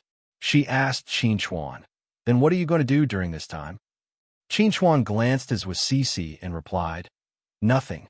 I'll cultivate in peace and strive to break through to the mid-huashan stage as soon as possible. Right now, I have a very strong sense of danger. I have to increase my strength as soon as possible. Only then can I feel at ease." Hearing Qin Xuan's reply, Zhuo Cece was truly stunned. She had seen countless people since she was young, but this was the first time she had seen a cultivation maniac like Qin Xuan. He had only reached the early huashan stage for 3 days, but he was already thinking about breaking through to the mid-huashan stage. However, when she thought of Qin Xuan's terrifying talent, Zhuo Cece felt relieved. After all, with his talent, he had the confidence to say such words. "Okay, I'll try my best to block everyone for you," Zhuo Cece said to Qin Xuan. "You just need to cultivate in peace. Don't worry about anything else." Qin Xuan shook his head and said to Zhuo Cece, "You can block people from other forces, but if someone from one force comes, you have to inform me at once." Zhuo Cece looked at Qin Xuan with some confusion and asked, "You mean the Tian people?" Qin Xuan had interacted with 2 Shanling yesterday, and it seemed that they had a good chat. Thinking about it, only the Tian people, one of the top 10 ancient races, would be treated so seriously by Qin Xuan.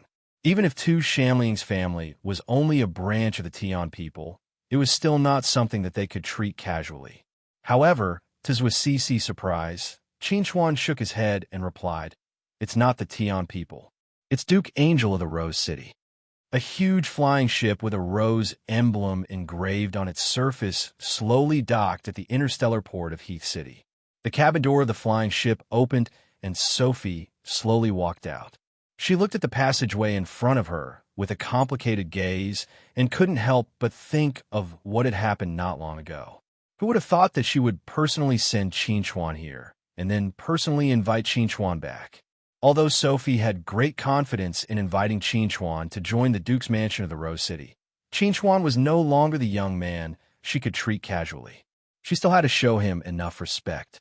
Nana, send the invitation to the Talisman Array Master Guild. Sophie instructed her assistant. Remember to be friendly. Nana glanced at Sophie with a slightly hesitant gaze when she heard this, and then she said to Sophie, Vice Commander Sue, according to my knowledge, more than 10 powers have sent invitations to the Talisman Formation Master Association during these past few days. However, not a single one of them received a reply that allowed them to meet Qinchuan. Before this, Qinchuan had only met the city lord of Heath City, Tushan Ling, and the royal family's representative, Kree. I don't think we have a chance.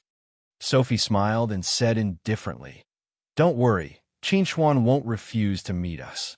Even if he doesn't want to meet anyone, he will definitely meet us.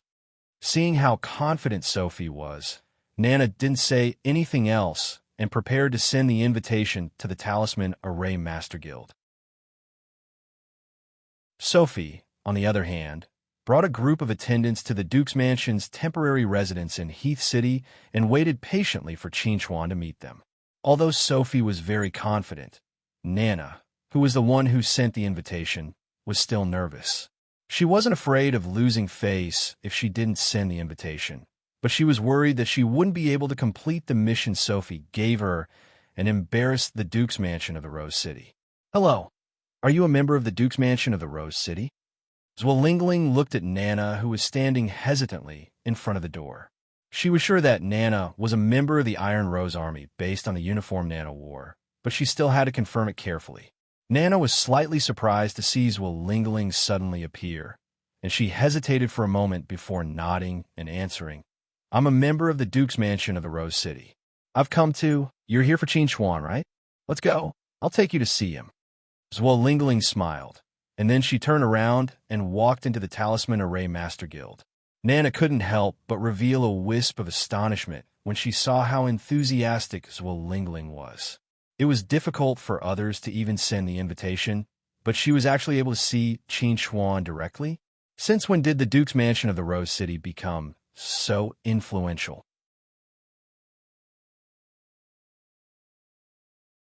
Chapter 861. Nana was slightly muddle-headed as she followed behind Zwilingling and directly walked into the Talisman Formation Master Association. After that, she walked into an extremely elegant room. In the end, she saw the great figure of Sane Galaxy, Qinchuan, within the cultivation room. Qinchuan, this is Nana, one of the representatives of the Rose City's Grand Duke's estate. Zwilingling looked at Qinchuan, who was cultivating, and a trace of envy flashed through her eyes. If she could have the same temperament as Qinchuan, perhaps she would have already advanced to the soul formation stage. When he heard Zwilingling words, Qinchuan slowly opened his eyes and looked at Nana. He asked, How has Adjutant Sue been recently? Nana was slightly stunned when she heard this. Then, she came back to her senses and asked Qinchuan in surprise, You know our Adjutant Sue? She's the team leader of our representative team. Qinchuan chuckled and said to Nana, I've known your Adjutant Sue for a long time. As he spoke, Qinchuan had already stood up from the ground. He said to Nana, Let's go. Take me to see your Adjutant Sue. I can't wait to meet her. When she heard Qinchuan's words, Zwilingling, who was standing to the side, couldn't help but reveal a subtle expression. She looked at Qinchuan with a somewhat suspicious gaze. Qinchuan had refused to meet with all the representatives of the various powers, except for the Rose City's Grand Duke's estate. Now, he couldn't wait to meet this Adjutant Sue. Could it be that Qinchuan had some sort of relationship with this Adjutant Sue? When she thought of this, Zwilingling instantly lost her composure. Qinchuan was now her brother-in-law. How could he do this? She had to tell this news to her sister as soon as possible. Qinchuan still had some things to say to Zwilingling, but Zwilingling disappeared like a gust of wind. Qin Chuan was stunned for a while before he said to Nana, "Let's go first." Right when Qin Chuan and Nana left the Talisman Formation Master Association, Zwillingling's figure charged swiftly into Zwasisi's office and shouted loudly, "Big sister, something bad has happened." Zwasisi looked at the anxious Zwillingling, and her expression changed slightly. She said in a low voice, "Could it be that some force wants to see Qin Chuan and has forced their way in?" Zwillingling shook her head and said to Zwasisi, "It's worse than that. Qin Chuan is up to something." When she heard Zwillingling, Zwasisi was shocked to the point she stood up and asked anxiously, "What's wrong with Qin Chuan?" "He left with the people from Rose City's Grand Duke's estate. I suspect that he's so friendly to Rose City's Grand Duke's estate because his old lover is there." Zwillingling spoke extremely quickly to Zwasisi. "Big sister, let's hurry up and catch the adulterer." Zwasisi was stunned for a moment and was slightly speechless. "That's the extremely urgent matter you told me about." "Big sister, isn't this enough to make you anxious?" Zwillingling looked at Zwasisi. "Can you tolerate this?"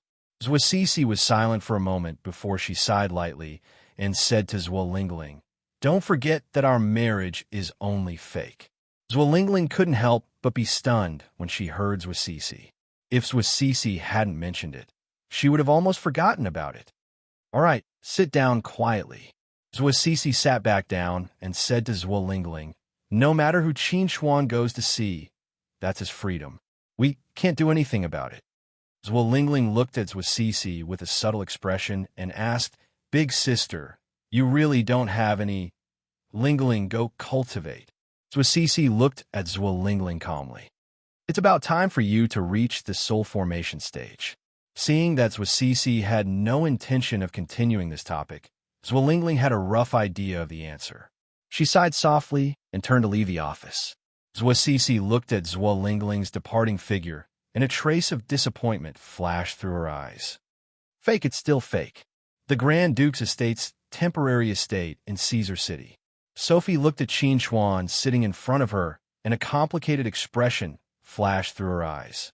She said in a low voice, "To be honest, I never thought that the two of us would meet again like this." Qin Chuan chuckled and said to Sophie, "To be honest, I knew that we would meet again, but I didn't think it would be so soon. Since you're able to come here and face me so calmly, doesn't that mean that little Z and by you are doing well at your place?" The reason why Qin Chuan was in such a hurry to see Sophie was to find out how Lu Z and Bai Yu were doing. "When I saw Nana bring you back, I guessed that you were in such a hurry because of Lu Z and Bai Yu." Sophie smiled and said to Qin Chuan, "I don't know about the future, but at least they're doing well at the Grand Duke's estate." Hearing Sophie's words, Qin Chuan breathed a sigh of relief and said, "Although I'm relieved to hear you say that, I still want to see them with my own eyes. However, it seems that they didn't come with you." Sophie nodded and explained to Qin Chuan, "Lu Zi is currently in the closed-door training phase for new students. She won't come out until the training is over. However, if you want to see her, you can go to the Grand Duke's estate in Rose City in person. We will warmly welcome you." Qin Chuan chuckled and asked Sophie, "Are you inviting me to be a guest or trying to recruit me?" Sophie looked at Qin Chuan meaningfully and said to Qin Chuan, "You rejected so many forces that tried to recruit you, and you met with the Grand Duke's estate of Rose City. Isn't this enough to explain everything?" "That's not necessarily true. You should know that before I met you, I met Tishan Ling and Kolai. They represent the Tian people from Tron Nebula and the royal family of the same galaxy, respectively. In terms of status, the Grand Duke's estate of Rose City doesn't have any advantage. The only advantage is probably that the people I care about are in your hands." Qin Chuan looked at Sophie deeply and said, "You won't refuse me to meet Lu Zi and the others just because I don't want to be recruited, right?" The Grand Duke's estate of Rose City has never done such a shameless thing. Sophie smiled and said to Qin Chuan, "Moreover, I'm not exaggerating to tell you that whether it's the Tian people or the royal family of Sane, the Grand Duke's estate of Rose City can give you everything they can." Sophie was very confident when she said this. It even made Qin Chuan feel that he would regret it if he didn't choose the Grand Duke's estate of Rose City. You told me before that the Steel Rose Army only accepts women. Qin Chuan looked at Sophie and asked curiously, I wonder where you plan to arrange for me if I go to the Grand Duke's estate of Rose City.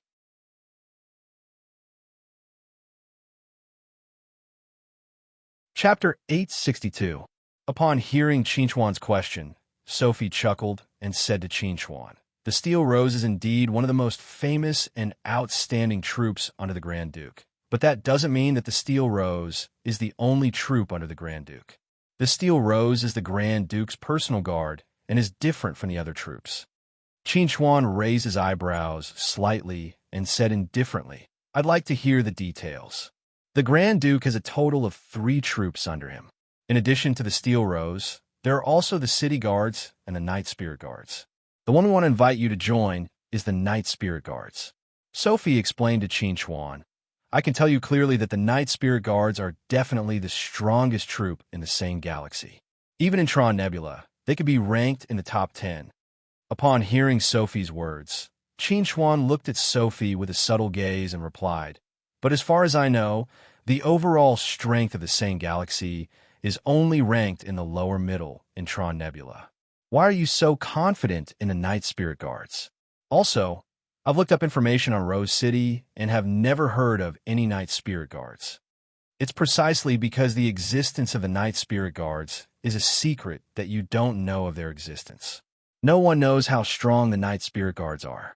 Sophie chuckled and said to Qin Chuan, You can go to the Grand Duke's residence in Rose City and interact with the Night Spirit Guards. If you think I'm wrong, you can leave at any time. You're very confident. Qin Chuan looked at Sophie. What's the meaning of the Night Spirit Guard's existence? Actually, the Night Spirit Guard wasn't founded by the Grand Duke, but by the Grand Duke's husband.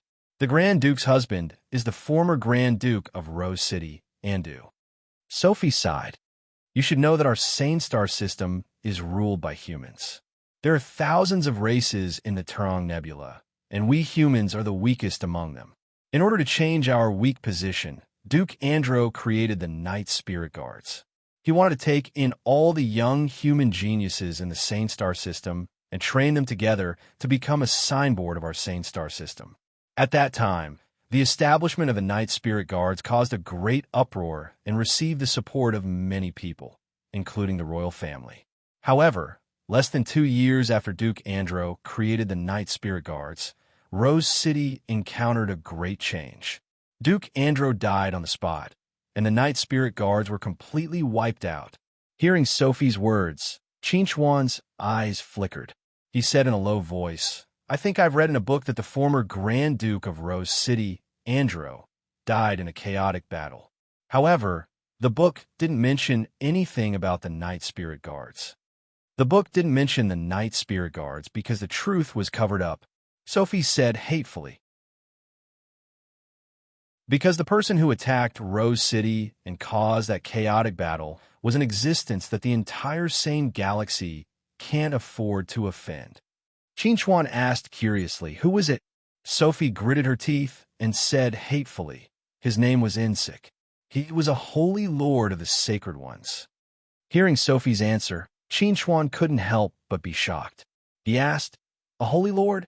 Why would a holy lord appear in the sane galaxy? When he was in the exiled lands, Qin Chuan thought that the Holy Lords were the rulers of Zerg. Only after coming to Caesar City did he realize that every Zerg tribe had a Holy Lord. The one who truly ruled over the Sacred Ones was the Holy Emperor. In other words, the Holy Emperor was Zerg's mother, the beginning of Zerg. Indeed, a Holy Lord shouldn't have appeared in the same galaxy, but he did. Moreover, he killed Grand Duke Andro and the Night Spirit Guards with a thunderous force. The reason was simply because the Night Spirit Guards reminded him of the ancient humans of the past. He was disgusted, so he killed them. Sophie said hatefully, Because of his whims, millions of people died in Rose City, and rivers of blood flowed. In that battle, more than 10,000 geniuses of the Night Spirit Guards were killed, causing a gap in the number of geniuses in the same galaxy. As a result, the overall strength of the same galaxy plummeted, falling from the top 10 Tron Nebula to below the top 100. Hearing Sophie's words, Qin couldn't help but be stunned. He really didn't expect such a thing to happen. After that battle, Insect relied on his status as the holy lord of the sacred ones to run amok and swagger away. Although we were filled with grief and indignation, we could only watch as he left. There was nothing we could do. Sophie's eyes reddened when she spoke of this sad part. Grand Duke Andro fell, but his spirit remained eternal. Grand Duke Angel inherited Grand Duke Andro's will and secretly created the second generation of the Night Spirit Guards. The second generation of the Night Spirit Guards are already extremely powerful, but because of the lessons learned from the past, Grand Duke Angel never made the matter of the second generation of the Night Spirit Guards public. We only hope that one day, the second generation of the Night Spirit Guards can fully mature, writing the name of our race and avenging those who died back then. Qin eyes flashed coldly when he heard this. He said in a low voice, "Zerg really is arrogant no matter where he goes." Zerg? Ha, I like that name. Sophie laughed and said to Qin, "That's right. They don't deserve the name of the sacred ones at all. They're just a bunch of bugs."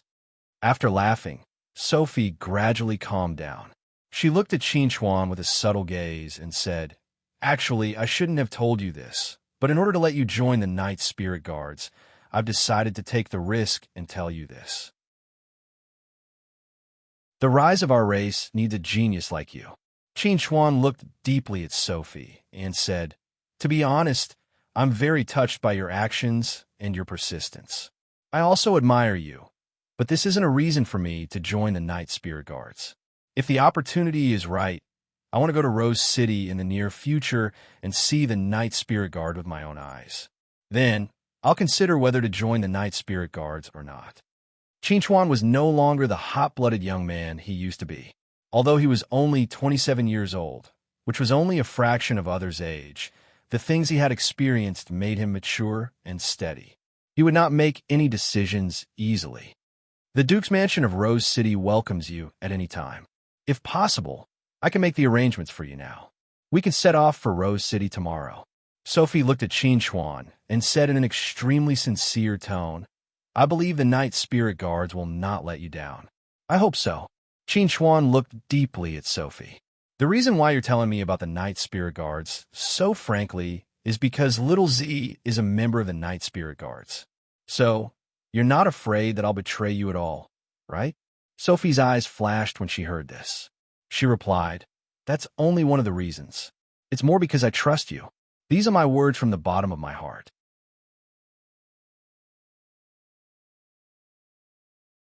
Chapter 863. In the training room.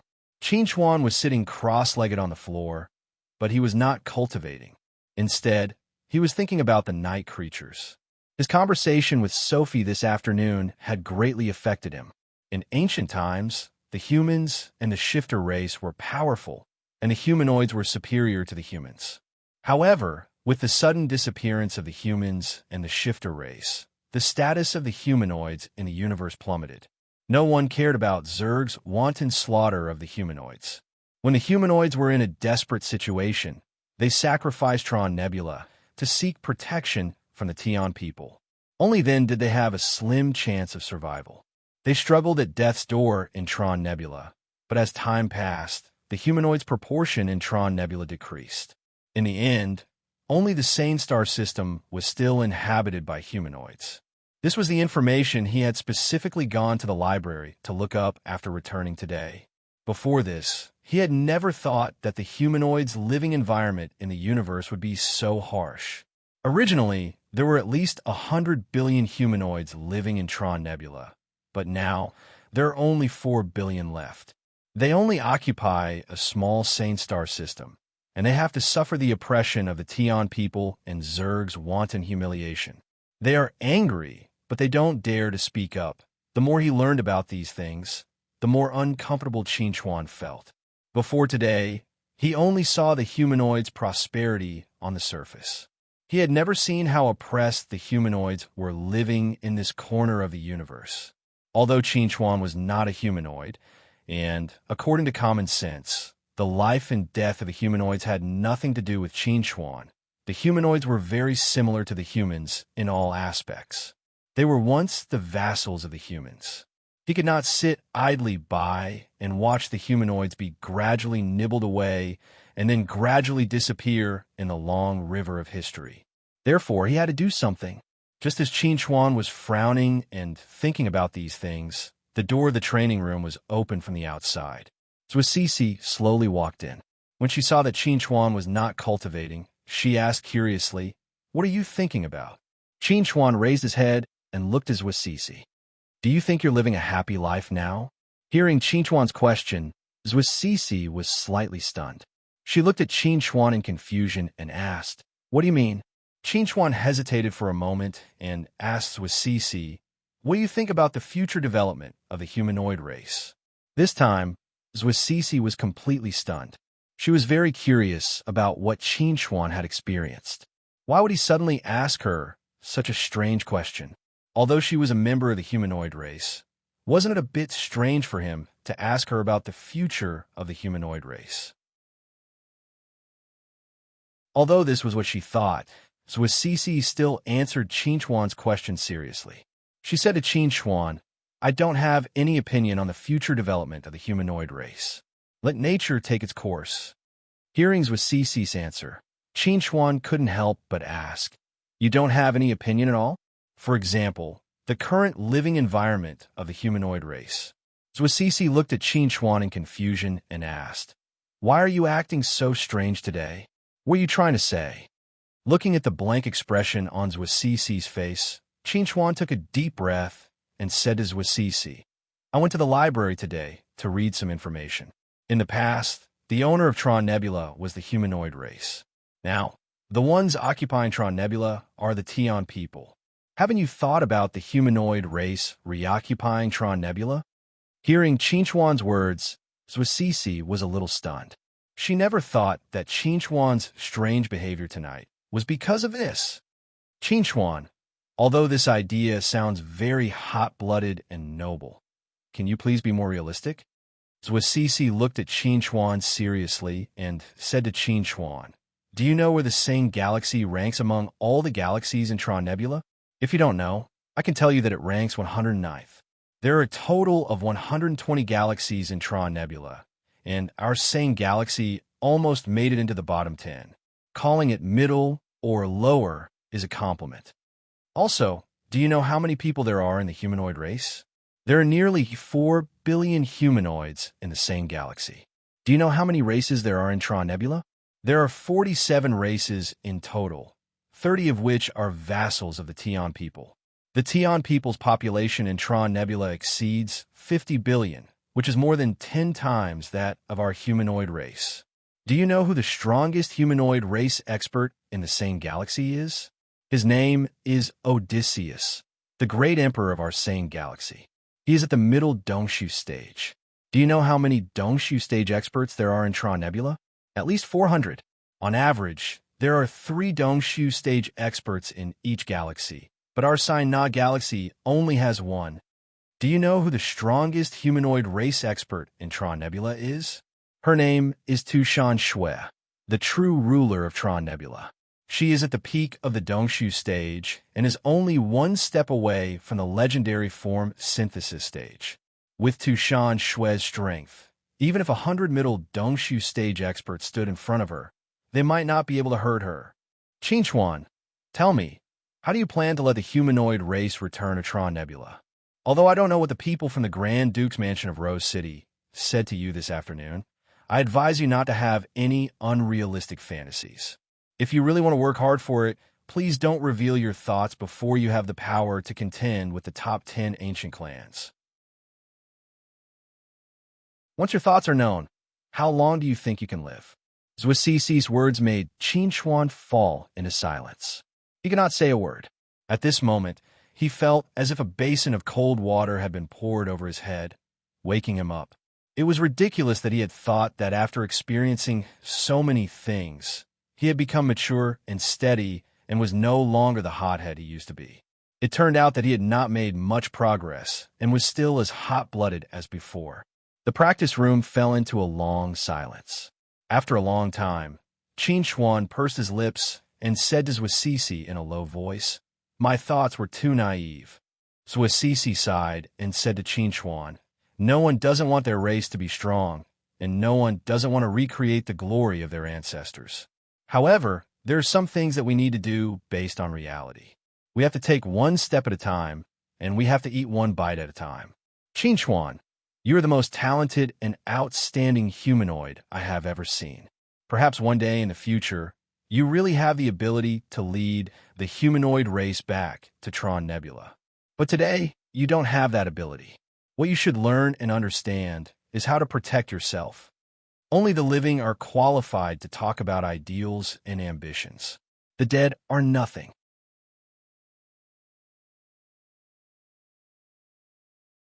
Chapter 864. When Zwisisi walked out of the bedroom the next morning, she saw Qinchuan sitting in the living room drinking tea. Zwisisi was a little surprised to see this scene. In the past, Qinchuan was always cultivating in the cultivation room at this time. This was the first time Zwisisi saw Qinchuan when she woke up in the morning. "You seem surprised." Qinchuan smiled at Zwisisi. He pointed to the breakfast in front of him and said to Zwisisi, "This is the breakfast I prepared for you." Hearing Qinchuan's words, Zwisisi looked at the breakfast in front of Qinchuan with some surprise and asked, "Did you make this yourself?" Qinchuan nodded and said to Zwisisi, "I haven't made breakfast for many years. I don't know if my skills have deteriorated. You can try it." Zwisisi sat down in front of Qinchuan.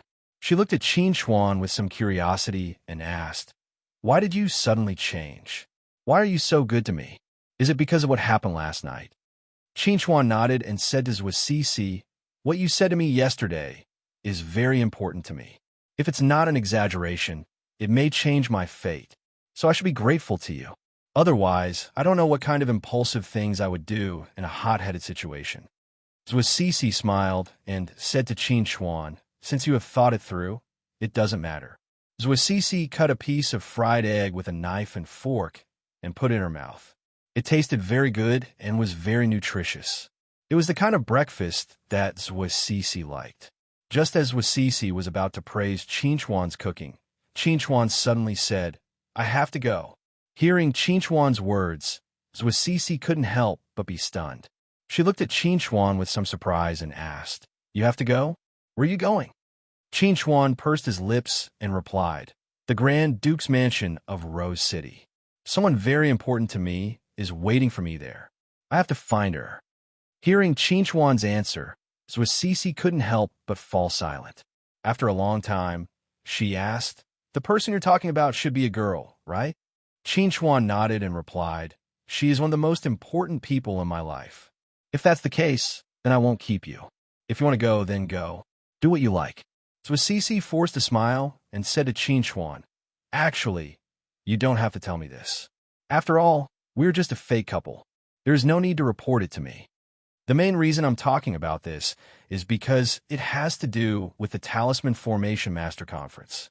Although I'll be leaving early, when the Talisman Formation Master Conference begins, I'll be waiting for you there as a representative of Heath City." Qinchuan smiled and said to Zwisisi, "This is something we agreed on a long time ago. I won't go back on my word." Hearing Qinchuan mention the Talisman Formation Master Conference, Zwisisi chuckled and said, "It's really fortunate that you remembered.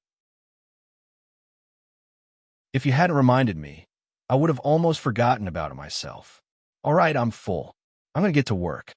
Zwisisi stood up and looked at Qinchuan with a smile. "When you're leaving, you don't have to specially say goodbye to me.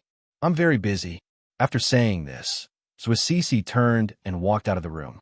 In the blink of an eye, she disappeared before Qinchuan's eyes. Qinchuan couldn't help but sigh softly when he saw this scene. "I definitely won't let you down at the Talisman Formation Master Conference." Starport. Qinchuan stood at the end of a long corridor and looked at the spacecraft before him. He sighed and said, "Less than 2 months ago, I just entered Caesar City from here. I didn't expect that I would have to leave in the blink of an eye."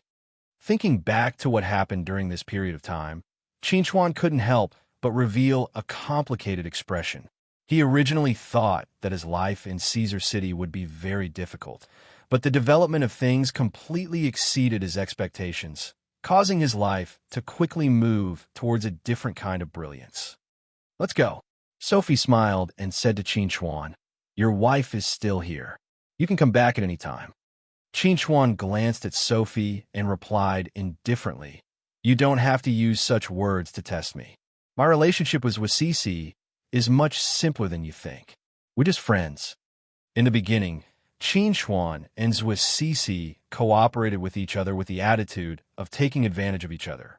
But now, Qin Chuan treated Cece as the first friend he made in the same galaxy, a pure friend. Hearing Qin Chuan's words, Sophie smiled and said to Qin Chuan, I'm not testing you for myself. I'm just afraid that you'll hurt Lu Zi. I may hurt anyone in this world, but I'll never hurt Lu Zi. Qin Chuan looked deeply at Sophie. She's my spiritual support during my most confused and difficult times. Her importance to me is completely beyond what you can imagine. So you'd better pray that Lu Zi is really living well in your Rose City's Grand Duke's mansion. Otherwise, I can't guarantee what I'll do. Hearing Qin Chuan's warning, Sophie's expression suddenly became serious, and she replied, don't worry, no one can bully the people I bring in. That's good. Qin Chuan smiled. Let's go. By the way, why did you want to borrow money from me just now?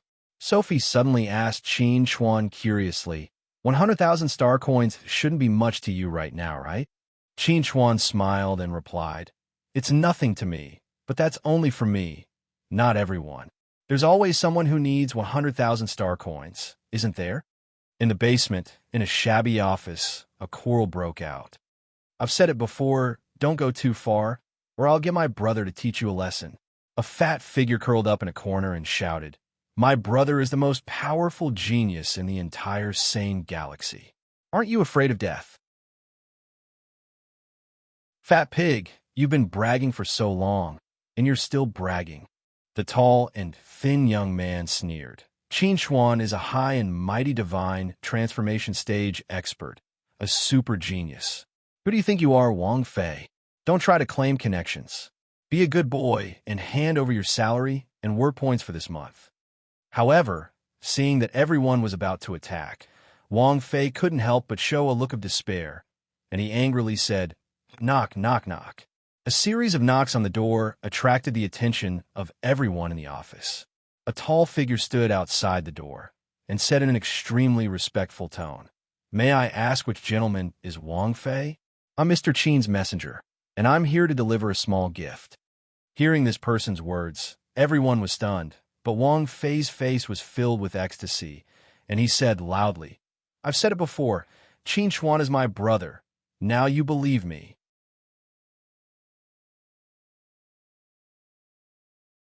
Chapter 865. From Caesar City to Rose City. It would take at least 2 months to travel through the universe normally. But through interstellar portals, it would only take 1 day. This was a change brought about by technology. Looking at the gigantic interstellar portal, Qin Chuan asked curiously, such a gigantic portal and such a sophisticated computing device. What kind of person could invent such a thing? Hearing Qin Chuan's words, Sophie smiled and said to Qin Chuan, the answer is simple. It's the human race. Qin Chuan looked at Sophie in surprise and asked, the human race? Sophie nodded and replied, that's right, the human race. The top 10 ancient races each have their own strong points. The human race's strongest point is their science and technology. The spaceships we ride, the portals we use daily, etc. These are all products of the human race's science and technology. Although the human race has disappeared from the universe for hundreds of thousands of years, some of the science and technology they left behind are still at the top of the world. They have always been studied and imitated, but have never been surpassed. Hearing Sophie's explanation, Qin Chuan sighed and said, I didn't expect the human race's science and technology to be so powerful. We humans have inherited the human race's excellent bloodline and have unique points in science and technology. This is the foundation of our survival in the universe. Sophie looked at Qin Chuan. If we humans didn't have this last point of excellence, we probably wouldn't have been able to survive until today. Qin Chuan's eyes flickered and he asked Sophie, now, can you give me a brief introduction of the Night Spirit Guard? Of course. Sophie smiled and said to Qin Xuan, the Night Spirit Guard is divided into 4 divisions. Each division is responsible for formations, research, combat, and support. The division with the most people is the Battle Guard. Among the Battle Guards, the weakest is a late nascent soul stage cultivator. The strongest is a mid-deity transformation stage cultivator, and there is more than one of them. Hearing Sophie's words, Qin Xuan asked curiously, then which one do you think is the most important to the Night Spirit Guard? From my point of view, I believe that Battle Guard are the most important. After giving it some serious thought, Sophie explained to Qin Xuan, if we humans want to rise again and become the upper echelons of this universe, we need to have enough strength. The War Guards are the foundation of this. Upon hearing this, Qin Xuan asked again, how many Battle Guards are there? 300. Sophie replied, although there aren't many of us, I believe that as long as every generation works hard, the Night Spirit Guard will definitely become stronger. We humans will definitely be able to regain our former glory. Hearing Sophie's confident words, Qin Xuan smiled and said, I hope so. What about you? Which guard do you want to join? Sophie looked at Qin Xuan curiously. Actually, I've heard about your talent in the field of talisman arrays. I think the Talisman Guard is very suitable for you. Qin Xuan shook his head and said to Sophie, it's still too early to talk about this. I haven't agreed to join the Night Spirit Guard yet. Sophie took a deep look at Qin Xuan and said to Qin Xuan, I believe you'll make the right decision. After the spaceship passed through the interstellar portal, they arrived at an interstellar port. This was a port that specialized in providing spaceships with all kinds of needs. It could be said that it had everything. Sophie originally wanted to take Qin Xuan to look around the port, but Qin Xuan tactfully declined.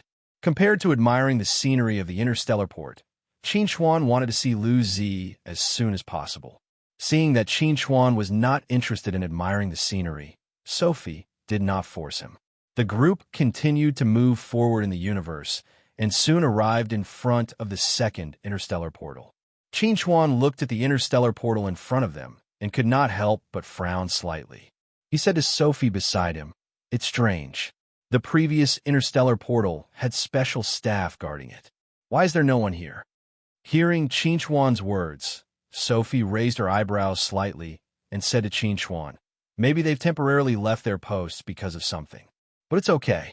We can use the artificial intelligence to confirm our identities and enter the interstellar portal. It doesn't matter if there are staff here or not. It won't affect our journey. That's not right. Qin Xuan shook his head and his expression turned serious. There's danger. Stop the spaceship immediately. Everyone, get ready for battle. Sophie frowned slightly and asked Qin Xuan, are you sure? Isn't this a little too hasty? Hasty? Qin Xuan sneered. If you don't do as I say now, don't regret it later. Seeing how confident Qin Xuan was, Sophie hesitated for a moment and immediately ordered, everyone, listen up. Stop moving forward immediately and get ready for battle. As soon as Sophie's voice fell, the spaceship immediately stopped and everyone in the spaceship got ready for battle. After making sure that everyone was ready for battle, Sophie looked at Qin Xuan and asked doubtfully, now that I've done as you said, where's the danger? Qin Xuan took a deep look at the interstellar portal not far away and said in a low voice, don't worry, it'll be here soon. Interstellar portal, interstellar station. A tall figure was hiding in the corner, staring at the spaceship not far away like a poisonous snake. There was a hint of excitement in his eyes. Everyone, listen up. The target is close. Get ready to attack. Following this person's order, all the people hiding in the dark were ready to attack. However, at this moment, the spaceship that was about to reach the interstellar portal suddenly stopped.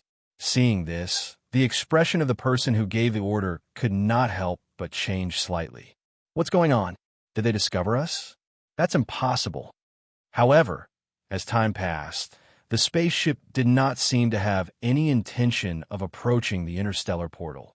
Seeing this, the person finally could not suppress the restlessness in his heart and ordered again.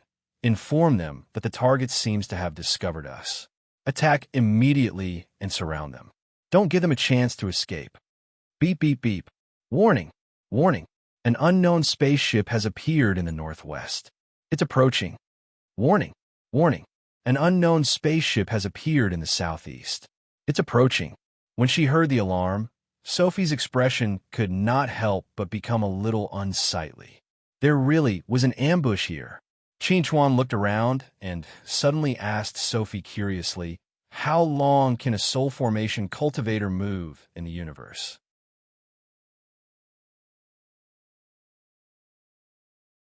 Chapter 866. Sophie did not expect Qin to ask such an inexplicable question at such a critical moment. She looked at Qin for a moment, then answered, Apotheosis stage cultivators can move freely in the universe. Not only that, we who have mastered the power of laws can even speak and breathe in the universe. The universe will not restrict us in any way. Hearing Sophie's answer, Qin could not help but smile. He said to Sophie, that's an exciting answer.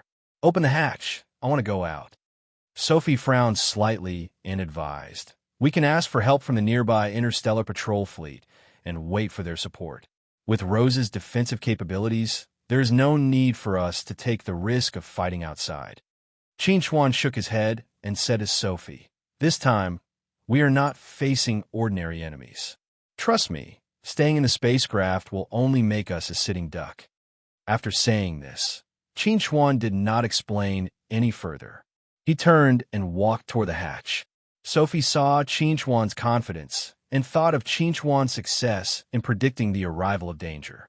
She could not help but grit her teeth and ordered, Assault team, prepare your combat equipment and follow me out. Buzz. The hatch slowly opened, and Qin stepped forward into the universe. He stood in the void, but it was as if he was walking on flat ground. It felt no different from anywhere else. This is a very good feeling. Qin chuckled and turned his gaze towards the two spaceships that were getting closer and closer to them. A cold glint flashed in his eyes. Today, I'll use you guys to test my combat power. Whoosh! Sophie's figure appeared beside Qin. She asked Qin, what are you going to do? Qin pointed in the direction of the interstellar portal and said to Sophie, take your people and guard the portal. Don't let them destroy it. Leave the rest to me. Sophie took a deep look at Qin and said, you are too arrogant. It is extremely dangerous for you to do this before you know how many people there are and how strong they are. Qin smiled and asked, do you think there will be a Dongshu stage expert among our enemies? How is that possible? Sophie shook her head without thinking. If there really is a Dongshu stage expert, then we might as well kill ourselves. It will be easier. That is to say, the strongest person on the other side is only at the peak of the incarnation stage, right? Qin smiled. If that is the case, then what are you worried about? Sophie looked at Qin with astonishment. She could not help but say, Qin, you have to know that the divinity stage is not the nascent stage. The gap between each stage and stage is the gap between each stage and a stage. I'm different from you. I'm also different from the super geniuses, you know. As he spoke, Qin took the initiative to walk towards the spaceship in the southeast direction. Today, he would use his actions to show Sophie what a real super genius was, a real expert. Crazy. He is simply a lunatic. Sophie looked at Qin's back as he walked away. Her eyes were filled with disbelief. She really did not understand where Qin got his confidence from. Rumble. An earth-shattering roar sounded. A blue thunderbolt streaked across the sky and directly penetrated the spaceship in the southeast direction. Sophie looked at the spaceship that was penetrated and could not help but open her mouth wide. She was so shocked that she could not say a word. Awesome. Qin's hearty laughter came from not far away. Then, Qin attacked again. Another thunderbolt shot out from his palm and penetrated the left wing of the spaceship, completely destroying it. Sophie's eyes widened when she saw that Qin had destroyed a spaceship with just 2 attacks. She cried out involuntarily, Is this really the power of someone who has just reached the early stage of the divinity stage? Warning, warning. The spaceship's left engine is damaged. Insufficient power. Warning, warning. The energy storage is damaged. Energy supply is temporarily interrupted. Please repair the energy storage immediately. Inside the spaceship, the alarms kept ringing, causing everyone in the spaceship to lose their composure and panic. D***M in it. What kind of monster is that guy? How could he penetrate our defense system so easily and directly cause damage to the spaceship? A tall man wrapped in a black robe shouted angrily, "Attack! Kill him!"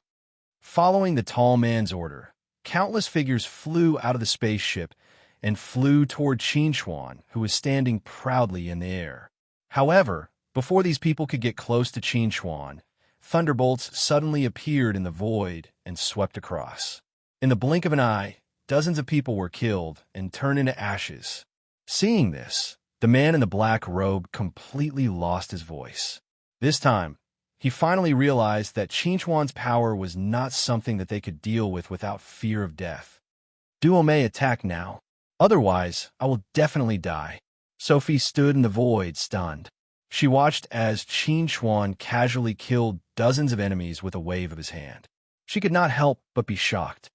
Those people who were killed in seconds, they were all in the divinity stage. Qinchuan is only in the early stage of the divinity stage, and he has only been in the divinity stage for a few days. How? How can he kill people of the same level in seconds? Even though she saw it with her own eyes, Sophie still felt that everything in front of her was too surreal and too unbelievable. Everyone was in the early stage of the divinity stage. It did not make sense that you could kill people in seconds. Even if you were a genius at dismantling machines and had extraordinary talent, you could not be so unreasonable. Sophie was not the only one who was stunned. The others who were watching Qinchuan were also shocked. None of them thought that Qinchuan would be so terrifying that he could kill people of the same level in seconds. Be ****. This is the small fry that you asked me to deal with? I mobilized so many manpower and resources to guard against the power of the Duke of Rose City. But now, the people of the Duke of Rose City have not even made a move, and I have already lost more than 10 divinity stage experts. The charming woman roared angrily. She stared at the old man and young man who were standing beside her, who were already stunned. She wanted to eat their flesh. If she had known that Qinchuan was so powerful, she would not have acted so rashly. This group of old man, young man, and woman was none other than Duo Mei, the lady boss of the Sky Crane City Battle Armor Repair Shop, as well as Jet and Andre. They had set up an ambush here today to kill Qinchuan, a hidden danger. However, Qinchuan's performance had completely exceeded their expectations. He was so powerful that it made them despair.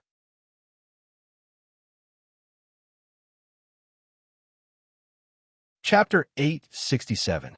How could this be? Andre looked at Qinchuan, who was quietly standing in the void, with a face full of confusion and incomprehension.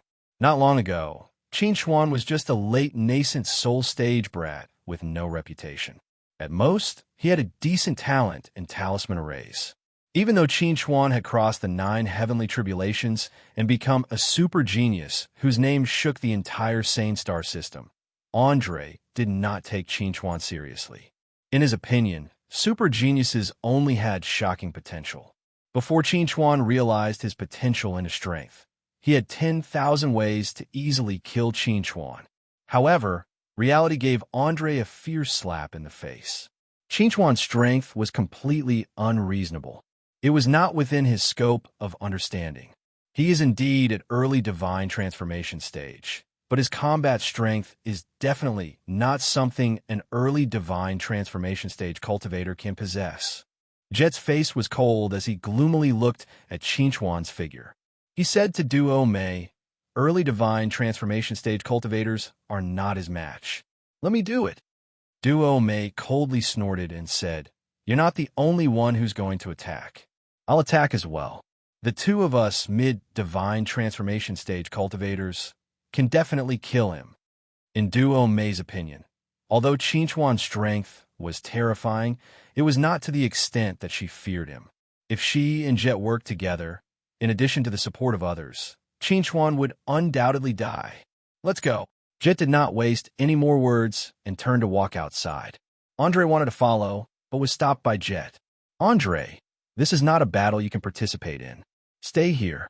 Jet looked at Andre and gently patted his shoulder. He transmitted his voice. Find a chance to leave this place. Find a place where no one knows you and hide. Before you have the strength to contend against Qingchuan, you must not come out. After saying this, Jet gently pushed Andre away and walked outside with Duo Mei. Andre stared blankly at Jet's departing figure and could not help but reveal a pained expression. Qingchuan, I will definitely kill you. After killing dozens of early divine transformation stage enemies, Qingchuan turned his attention to the cosmic splash in the northwest, no longer paying attention to the spaceship in the southeast. Still not planning to come out? Qingchuan was about to raise his hand to force them to show themselves when he saw two figures wrapped in long robes flying out of the spaceship towards him. Judging from their auras, they should be two soul formation intermediate stage cultivators. Qingchuan chuckled. This kind of battle is more interesting. Whoosh! Duo Mei and Jet appeared in front of Qingchuan one after another, confronting Qingchuan. There's no need to hide. I can smell your stench from thousands of miles away. Qingchuan sneered.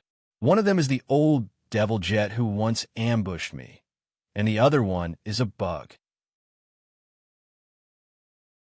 Without waiting for Qingchuan to finish speaking, Duo Mei tore off her robes and roared at Qingchuan.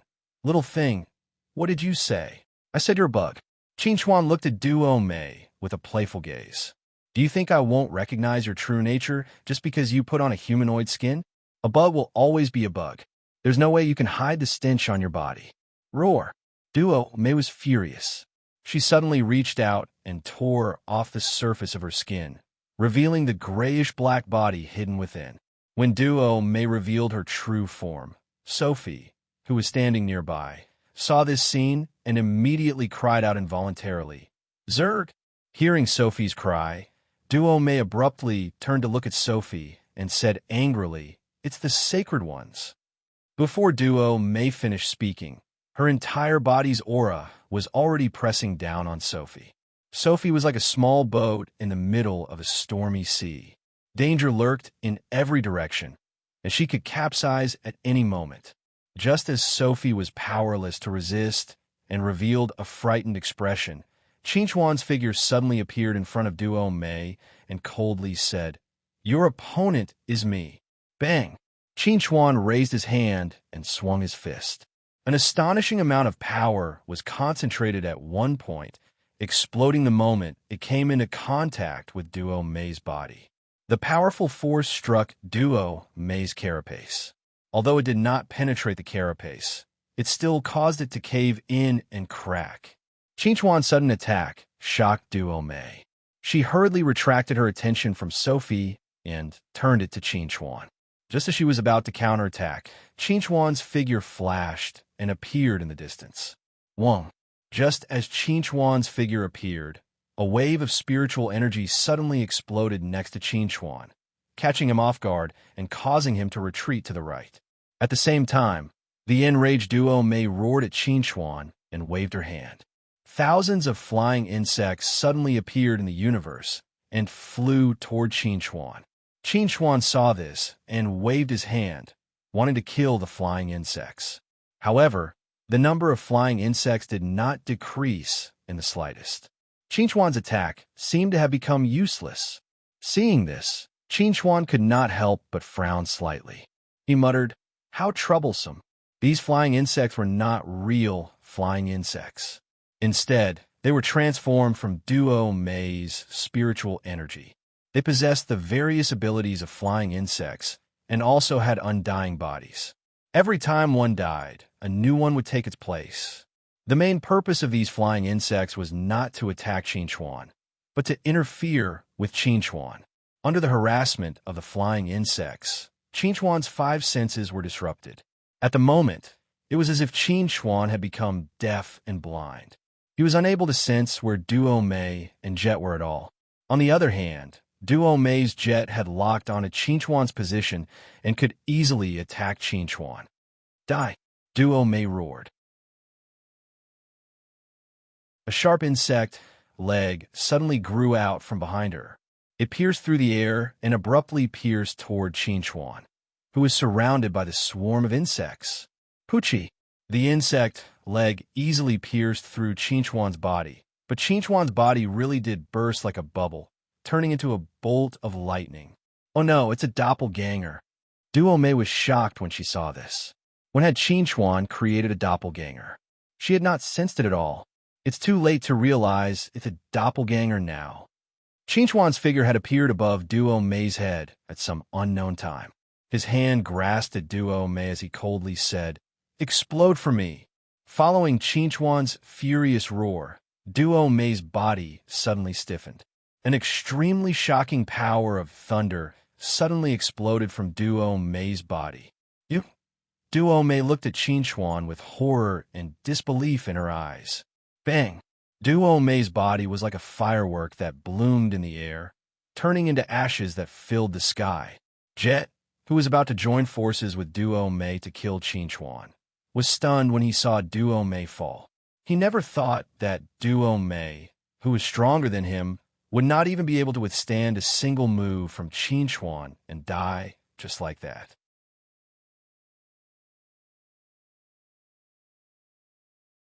Chapter 868. Jet had lived for more than 1,400 years, and he had never felt that death was so close to him. He had repeatedly overestimated Qinchuan as much as possible, but Qinchuan had broken the limits of his imagination time and time again, instantly killing people of the same rank, and even instantly killing those of a higher rank. Whoosh! Qinchuan's figure appeared in front of Jet. He looked at Jet with a subtle look in his eyes and asked, "Do you regret not killing me back then and giving me time to grow?" Jet finally calmed his mind, but after hearing Qinchuan's words, his heart could not help but waver again.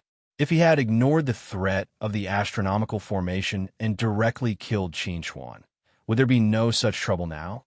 The more he thought about it, the more Jet regretted it in his heart. He could not have imagined that Qinchuan's growth would be so fast and so amazing. If I had known. With the Milky Way sword in hand, Qinchuan cleanly pierced through Jet's heart. Jet looked down at the sharp sword in his heart, and a look of confusion flashed in his eyes. He thought Qinchuan wanted to have a chat with him, but he did not expect Qinchuan to sneak attack him when he was sure of victory. "You're the only one here. Where did Andre go? He should be in that spaceship, right?" Qinchuan sneered. "Do you think I don't know that you chatted with me to buy time for Andre to escape?" Hearing Qinchuan's words, Jet's eyes could not help but show a look of despair. He did not expect Qinchuan to be so sensitive to his intentions, but it was too late for him to resist. Qinchuan had completely sealed his body with the power of thunder, and he had completely lost the ability to resist. Qinchuan leaned close to Jet and whispered in his ear, "Actually, I'm not as strong as you think. You killed yourselves. In order to let you understand why you died, I'll secretly tell you this secret. What I comprehend and master is the law of thunder, and those apotheosis stage cultivators who died at my hands had all gone through the heavenly tribulation, so there was still the power of the heavenly tribulation in their bodies, but it was suppressed by their pure spiritual power. However, when I used the law of thunder to guide the power of the heavenly tribulation, the power of the heavenly tribulation erupted without warning, and no one could resist it when caught off guard. Rather than saying that I killed them, it's better to say that the power of the heavenly tribulation helped me kill them. Duo Mei was also instantly killed in the same way, but you're different. You don't have any heavenly tribulation energy remaining in your body. If we were to fight one-on-one, it would be difficult for me to deal with you. Fortunately, you were frightened and gave me a chance to ambush you. You could have escaped." Hearing Qinchuan's words, Jet's eyes could not help but widen. He could never have imagined that Qinchuan's terrifying power to kill people of the same level in an instant came from this. For a moment, intense regret almost swallowed Jet whole, causing him unbearable pain. Bang! Chinchuan did not give Jet a chance to speak. He never showed mercy to his enemies, nor did he like to waste time on them. Therefore, he directly detonated the power of thunder that he had injected into Jet's body, erasing him from this world. You're dead, and Andre will be dead soon. You master and disciple can reunite in hell in peace. Chinchuan put away the Milky Way sword and looked at the spaceship in the distance. To his surprise, Andre did not take the opportunity to escape. Whoosh! Chinchuan's figure suddenly appeared in front of the spaceship. At this time, the spaceship was already in chaos. Everyone was thinking of ways to escape. At this time, Chinchuan was as terrifying as a demon in their eyes, making them unable to resist at all. Andre watched as Chinchuan got closer and closer to him. At the same time, his heart was filled with despair and unwillingness. Why could Chinchuan be so strong while he was so weak? You don't seem to be satisfied. Chinchuan's figure suddenly appeared in front of Andre. He looked at Andre calmly, as if the two of them were just strangers with no enmity between them. Looking at the calm expression on Chinchuan's face, Andre's expression turned ferocious. He gritted his teeth and said, "Are you especially proud and complacent now? If today's battle results spread, your name will shock the Sane Star system and even Tron Nebula again. You must be very proud. I don't have the habit of showing off my battle results everywhere." Chinchuan laughed and said to Andre, "I was still thinking about where to find you and your teacher. I didn't expect you to suddenly appear in front of me. Actually, I wanted to find you and kill you to keep a low profile. After all, I don't want too many people to know that I'm only 27 years old this year." Hearing Chinchuan's words, Andre was completely stunned. If Chinchuan had not brought up himself, he would have almost forgotten about Chinchuan's age.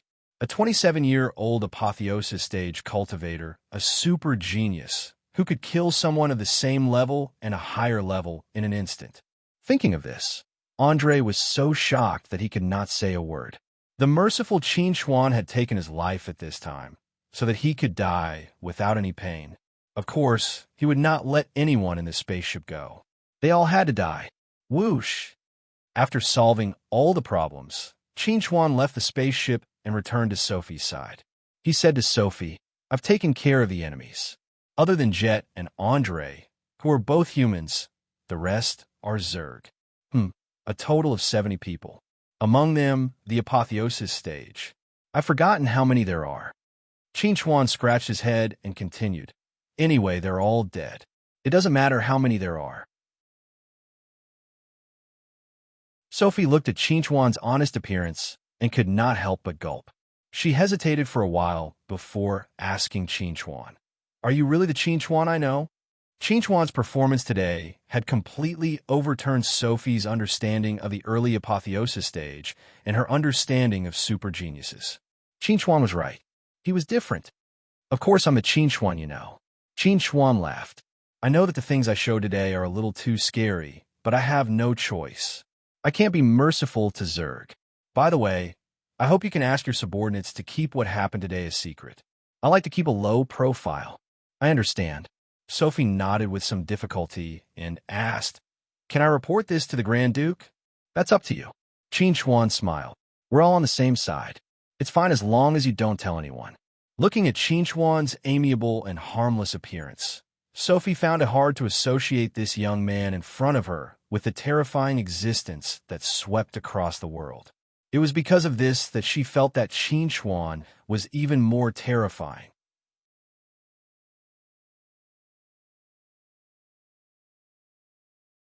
Chapter 869. In the Sane Star system, excluding Sane City where the royal family resided, Rose City's overall strength was enough to rank in the top 3. Be it in terms of economic development, technological development, or even tourism, it was extremely developed. Originally, Sophie wanted to introduce Chinchuan to Rose City's tourist attractions before they arrived. However, after the previous attack, she was no longer in the mood to do so. "Adjutant Sophie, you seem to have something on your mind?" Nana looked at Sophie. "What are you thinking about?" Sophie turned to Nana and asked, "Among the Night Spirit Guard's geniuses in the Soul Formation stage, which one of them do you think can be mentioned in the same breath as Chinchuan?" Nana couldn't help but be taken aback. She looked at Sophie with a slightly strange gaze and replied, "Adjutant Sophie, do you think this question is worth answering?" Sophie bitterly smiled. Nana was right. This question was indeed not worth answering. No matter how powerful the Night Spirit Guard's geniuses were, they could only compete with those of the same level. Even if they could win, they would need time and experience to accumulate. They weren't like Qin Xuan, who could instantly kill with a raise of his hand. It was completely unreasonable. Adjutant Sophie, actually, I think it's a good thing for Qin Xuan to join the Night Spirit Guard. Nana looked at Sophie and whispered, "The Night Spirit Guard geniuses are too arrogant and arrogant. Someone should stand up and teach them a lesson." Sophie sighed and gently shook her head. She didn't tell Nana that Qin Xuan hadn't actually agreed to join the Night Spirit Guard. If she was confident that Qin Xuan would join the Night Spirit Guard before, then she wasn't confident at all now. This was because Qin Xuan was simply too powerful. He could kill the entire Night Spirit Guard by himself. While Sophie and Nana were chatting, the spaceship finally approached Rose City's starport. From the starry sky, the entire Rose City style was dark red. The overall layout was like a blooming rose. It could be said that the city lived up to its name. Have we arrived? Qin Xuan's figure appeared beside Sophie. He looked at the Rose City in the distance, and his eyes flashed with anticipation. This is Rose City, one of the top 3 cities in the entire sane galaxy. Sophie looked at Rose City in the distance and said proudly to Qin Xuan, "Rose City will not disappoint you. Trust me, you will fall in love with this place." "I hope so."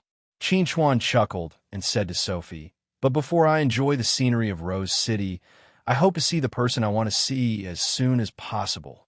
I'll arrange it for you." Sophie picked up the hollow brain and tapped on it twice. The smile on her face suddenly disappeared and she frowned. Seeing the change in Sophie's expression, Qin Xuan asked curiously, "What's wrong?"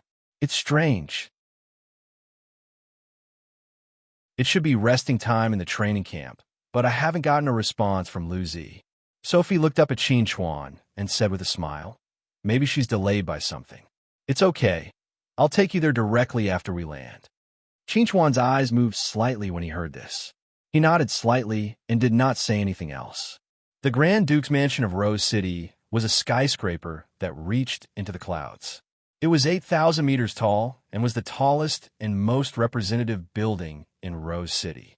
The Night Creeps training camp was at the top of this skyscraper, the place closest to the universe. It was resting time in the training camp, and everyone should be busy with their own things. However, an accident attracted everyone's attention. "Bitch, you must kneel down and apologize to me today, or I'll throw you down from here." In the middle of the crowd, a girl in a black training suit looked at the girl in a purple training suit standing in front of her with her head held high. Her words were extremely harsh, and her attitude was even more arrogant. On the other hand, the girl in the purple training suit looked furious. She clenched her fists as if she was trying her best to endure something. "Yang Zhen, you've gone too far. You were the one who bumped into me just now, but now you're slandering me by saying that I bumped into you on purpose. I've already apologized. What else do you want? If apologizing is useful, then the police in Rose City don't have to go to work. I'm telling you, Lu Zi, you must kneel down to me today. Otherwise, I'll apply to the higher-ups for a duel in the arena. I'll stomp you to the ground and then make you apologize." Yang Zhen looked at Lu Zi with disdain and mocked. "You're just a lowly person with some talent. You think you can pretend to be noble and virtuous in the training camp just because you have some beauty? Isn't that too laughable?" Hearing Yang Zhen's mocking words towards Lu Zi, everyone standing behind her laughed. Their gazes towards Lu Zi were filled with malice. "Lu Zi, why don't you suffer for a while?" The girl standing beside the girl in purple glanced at Yang Zhen and could not help but reveal a hint of fear on her face. She whispered, "Otherwise, you can ask Su Feng for help. Don't tell me you still don't understand." Lu Zi sighed and said to the girl beside her, "Yang Zhen is targeting me because of Su Feng. If I ask Su Feng for help now, it'll just be adding fuel to the fire. As for what you said about suffering for a while..." Lu Zi's eyes flashed with determination, and she said in a deep voice, Even if I die in the arena, I will never kneel to anyone. Lu Zi, have you thought it through? Yangjun looked at Lu Zi. I agree. Lu Zi did not wait for Yangjun to finish speaking and responded directly. We'll meet in the arena. The noisy crowd suddenly fell silent because of Lu Zi's words. No one thought that Lu Zi would actually agree to a duel with Yangjun.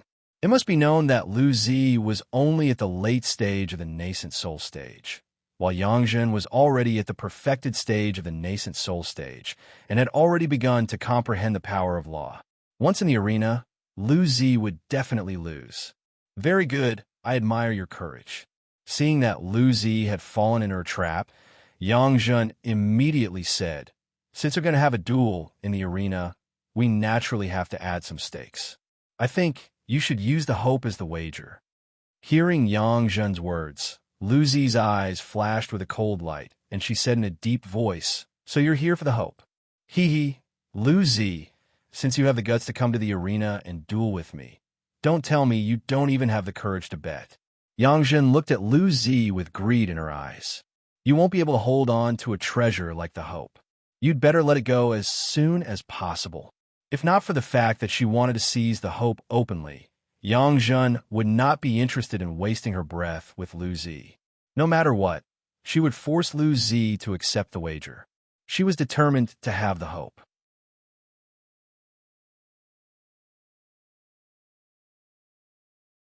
Chapter 870. There's no way I'll use the hope as a wager, so give up. Lu Zi spoke resolutely and decisively, leaving no room for Yangjun at all. In other people's eyes, the hope might just be a spaceship with a mature artifact spirit, a supreme grade Tao artifact. But in her eyes, it was a friend she could rely on in life and death, a different form of Baiyu. No matter what, she would never use the hope as a wager. Seeing that Lu Zi wasn't willing to relent, Yangjun snorted coldly and said to Lu Zi, since you don't want to use the hope as a wager, then we'll bet our lives.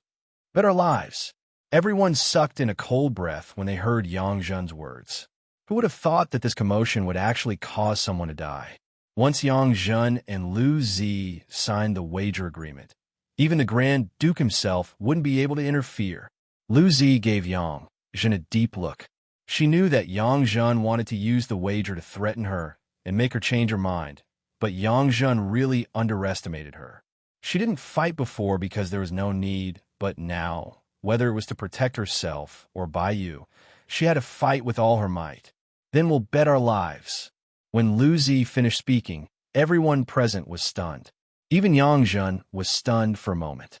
She really didn't expect Lu Zi's attitude to be so resolute. She would rather bet her life than use the hope. Yangjun snorted coldly and replied, very well, then we'll bet our lives. Let's go sign the wager agreement now. As she spoke, Yangjun had already walked toward the arena area, and Lu Zi followed without hesitation. Since they had already decided to bet their lives, there was no need to hesitate. Seeing this, everyone followed one after another, wanting to see what kind of exciting battle would take place in this wager of life arena. In the arena area, the person in charge of the arena, Wang Ming, looked at Yangjun and Lu Zi standing in front of him with a solemn expression. Yangjun, Lu Zi, both of you are elites of our Night Spirit Guard training camp. Are you sure you want to sign the wager of life arena?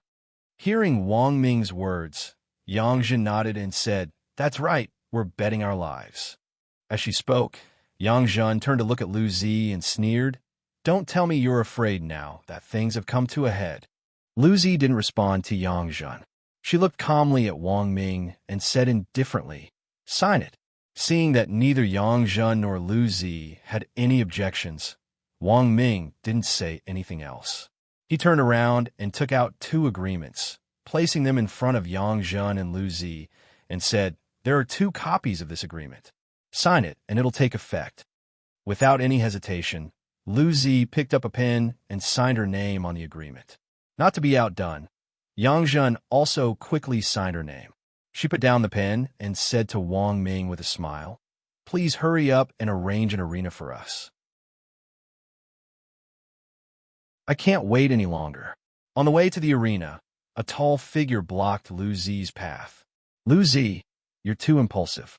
You shouldn't have agreed to the bet with Yang Zhen. Looking at the anxious expression on the other party's face, Lu Zi pursed her lips and said in a low voice, Su Feng, thank you for your concern, but this is my business and has nothing to do with you. Hearing Lu Zi's words, Su Feng's expression couldn't help changing slightly. Yang Zhen targeting you definitely has something to do with me. How can you say that it has nothing to do with me? I'll go look for Yang Zhen now. I'll definitely be able to persuade her to give up on the arena. Su Feng, you're thinking too much. This really has nothing to do with you. Lu Zi looked at Su Feng seriously. I've already rejected you once before. Today, I'll make it clear that my business has nothing to do with you. Faced with Lu Zi's heartless and cold words, Su Feng's expression instantly turned a little unsightly. He asked a little dejectedly, what on earth am I not good enough for? Lu Zi walked around Su Feng and continued to walk forward. Without turning back, she said, this has nothing to do with you. Su Feng turned to look at Lu Zi and raised his hand to urge her to stay. However, Lu Zi walked away very quickly, not giving him a chance to do so. Below the arena, Yang Zhen looked at Lu Zi and sneered. What? Was your lover sending you off just now? Lu Zi looked at Yang Zhen indifferently and replied, you'd better think about whether or not someone will send you off when you die. It's still too early to laugh now. Hearing Lu Zi's words and seeing the cold expression on Lu Zi's face, Yang Zhen couldn't help staring blankly for a moment. In the past, Lu Zi had always given her the impression that she was silent and low-key and never flamboyant. This was the first time she had seen such a strong and cold Lu Zi, and the impact on her was enormous. But after coming back to her senses, Yang Zhen's face swiftly darkened. She had actually been frightened by Lu Zi just now. Acting all mysterious, I'll show you your true form later. In the arena, Lu Zi and Yang Zhen were already standing still. Wang Ming stood in the middle of the arena and looked at them. The duel will begin in 5 minutes. Both parties, please get ready. Looking at Lu Zi standing opposite her, Yang Zhen sneered. If you have any skills later, just show them. Otherwise, it would be too aggrieving if you died without using your real skills. In the face of Yang Zhen's provocation, LVZ remained silent. She had no intention of responding at all. Her attitude had completely infuriated Yang Zhen. Yang Zhen coldly snorted and took out her life Dao artifact. It was a black whip. Later, she would use this whip to viciously whip LVZ. She would beat LVZ until her flesh was lacerated, and she would let the people below the stage see the miserable appearance of their goddess in their hearts. 5 minutes was neither fast nor slow, and it didn't take long to pass.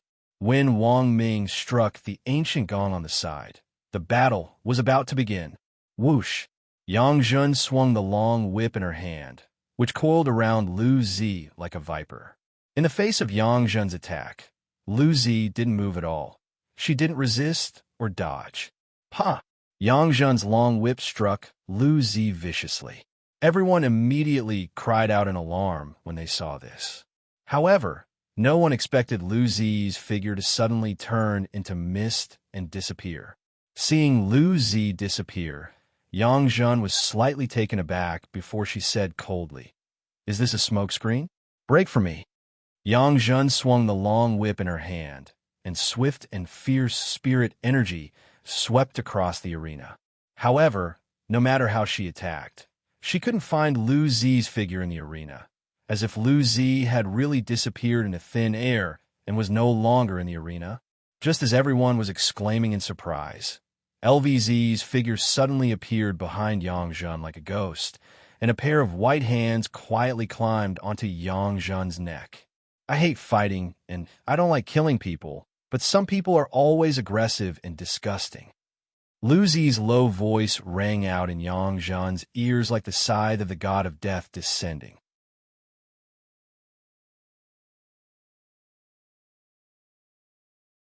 Chapter 871. Just when everyone thought that Lu Zi would directly kill Yang Zhen, Lu Zi only punched Yang Zhen's back, sending her flying. Yang Jun fell awkwardly on the stage, but did not cause too much damage to Yang Jun. I hope that after this lesson, you will have a clear understanding of yourself. Lu Zi looked deeply at Yang Jun, then turned and walked down the stage. However, at this moment, a black shadow suddenly attacked Lu Zi's back. Lu Zi's figure flashed, and she narrowly avoided the attack. Yang Jun. Lu Zi looked at the long whip in Yang Jun's hand, and her face turned ashen. She did not expect that Yang Jun would not let her off, even though she had kindly let her off. Yang Jun looked at Lu Zi with an extremely angry gaze, and the expression on her face could be said to be extremely ferocious. She would rather that Lu Zi had directly crushed her throat and killed her than to see Lu Zi stand in the victor's position and spare her life. This would make her feel even more uncomfortable than directly killing her. This is a life and death battle. Yang Jun shouted at Lu Zi, "Put away your laughable benevolence." Anger made Yang Jun completely lose her mind, and her attacks became stronger and stronger. Lu Zi was currently shrouded in whip shadows and could only try her best to parry and dodge. She repeatedly tried to avoid Yang Jun's attack, but it ended in failure. The situation was getting worse and worse. At first, when everyone saw Lu Zi appear behind Yang Jun like a ghost and was extremely magnanimous in sparing Yang Jun's life, they all thought that the battle was over. However, Yang Jun's reaction was beyond everyone's expectations. No one thought that not only was Yang Jun not grateful for Lu Zi's magnanimity, she was actually petty enough to sneak attack Lu Zi, and even forced Lu Zi into a desperate situation. Although this was a life and death battle that had been signed, who would be willing to fight to the death if it was not necessary? At this moment, everyone looked at Yang Jun with disgust, and their hearts were filled with sympathy for Lu Zi. This was the real-life version of the story of the farmer and the snake. At this moment, Yang Jun had the upper hand, and it could be said that she did not leave any leeway. She steadily reduced Lu Zi's space to dodge, and wanted to force Lu Zi step by step to the end. Seeing this, Lu Zi finally could not bear it any longer and shouted angrily, "You forced me!" Buzz! With an angry roar, the purple star divine eye appeared above LVZ's head, releasing a purple light towards Yang Jun. When Yang Jun saw the purple star divine eye appear above Lu Zi's head, she had a bad premonition. Just as she was about to dodge, it was too late. The purple light released by the purple star divine eye had already shone on her body. In an instant, the scene before her eyes changed from the arena to a barren land. When Yang Jun was confused by the illusion, her attacks stopped involuntarily. Lu Zi took advantage of this opportunity to get close to Yang Jun and raised her hand to slap Yang Jun's head. With the previous lesson, she would definitely not be merciful this time. Bang! However, something unexpected happened. Before Lu Zi's slap could land on Yang Jun's body, someone had blocked Lu Zi's attack and used the momentum to counterattack, sending Lu Zi flying and crashing to the ground in a sorry state. Lu Zi, who had fallen to the ground, spat out a mouthful of scarlet blood. Her expression turned ugly in an instant. When Lu Zi was injured, the purple star divine eye disappeared and Yang Jun regained consciousness from the illusion. When she saw the figure standing next to her, she instinctively cried out, "Third brother! Fourth sister, are you all right?" Yang Xiong turned back to look at Yang Jun, his face filled with concern. "I'm fine." Yang Jun shook her head, then turned her gaze towards Lu Zi, who was below the arena. Her heart was still trembling with fear as she said, "It's a good thing that third brother had intervened in time. Otherwise, I'm afraid that I would have died." Once she thought about how she had lost all sense of the outside world after being confused by the illusion, Yang Jun's expression turned extremely gloomy. She never thought that she would suffer defeat at the hands of Lu Zi again and again today.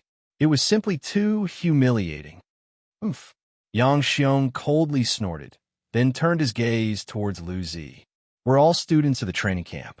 You actually dared to kill a fellow student in the middle of an exchange of pointers. You're simply vicious." Hearing Yang Xiong's words, the expressions of the spectators below the arena became extremely subtle. Lu Zi had clearly spared Yang Zhen once before, but Yang Zhen had refused to let Lu Zi off, so she had no choice but to kill her. Furthermore, the cause of the incident was also Yang Zhen. How did Yang Xiong's words make it all the fault of Lu Zi? However, at this moment, no one would stand up for Lu Zi because Yang Xiong was a cultivator of the divine transformation stage. He was the cream of the crop in the previous training camp and was also an official member of the Night Spirit Guards. They could not afford to offend him. At this moment, even if Yang Xiong killed Lu Zi, no one would say anything because this was the privilege of a genius. Third brother, don't waste your breath on this slut. Just kill her. Yang Zhen's gaze was extremely vicious as she looked at Lu Zi. She coldly said, "Today, I'll make her regret provoking me." Hearing Yang Zhen's words, Yang Xiong sneered. His figure flashed and appeared in front of Lu Zi. He raised his hand and slapped towards Lu Zi's head. Just when everyone thought that Lu Zi would die in Yang Xiong's hands, Yang Xiong's hand stopped in midair. In the next moment, his entire body flew out and crashed into the wall with a bang. Everyone was stunned by this sudden scene. No one thought that something like this would happen. While everyone was in a daze, a figure suddenly appeared beside Lu Zi and gently embraced Lu Zi. "Sorry, I'm late." Lu Zi, who thought that she was going to die for sure, finally couldn't continue to be strong when she heard this familiar voice. Her eyes became moist as she whispered, "I thought I'd never see you again. Who can tell me what's going on?" Sophie walked over slowly, her face ashen. She never would have thought that just as she brought Qin Chuan to the training camp, she would see someone trying to kill Lu Zi. If they had been a step too late and seen Lu Zi's corpse instead, she really didn't dare imagine how serious the consequences would have been. When everyone saw Sophie appear, they all retreated to one side. No one stepped forward to speak, because whether it was Sophie or the 4 Yang siblings, they couldn't afford to provoke them. Seeing that everyone was silent, Sophie looked at Wang Ming, the person in charge of the arena area, and said coldly, "What the hell is going on?" Wang Ming replied, "Lu Zi and Yang Zhen signed a life wager agreement to determine life and death in the arena. When Lu Zi was about to win, Yang Xiong intervened and injured Lu Zi. That's what happened." Hearing Wang Ming's concise answer, Sophie frowned and asked, "A life wager agreement?"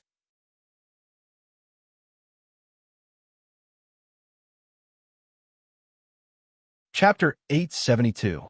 Bastard. Just as Sophie was about to inquire about the cause of the matter, Yang Xiong jumped down from the wall.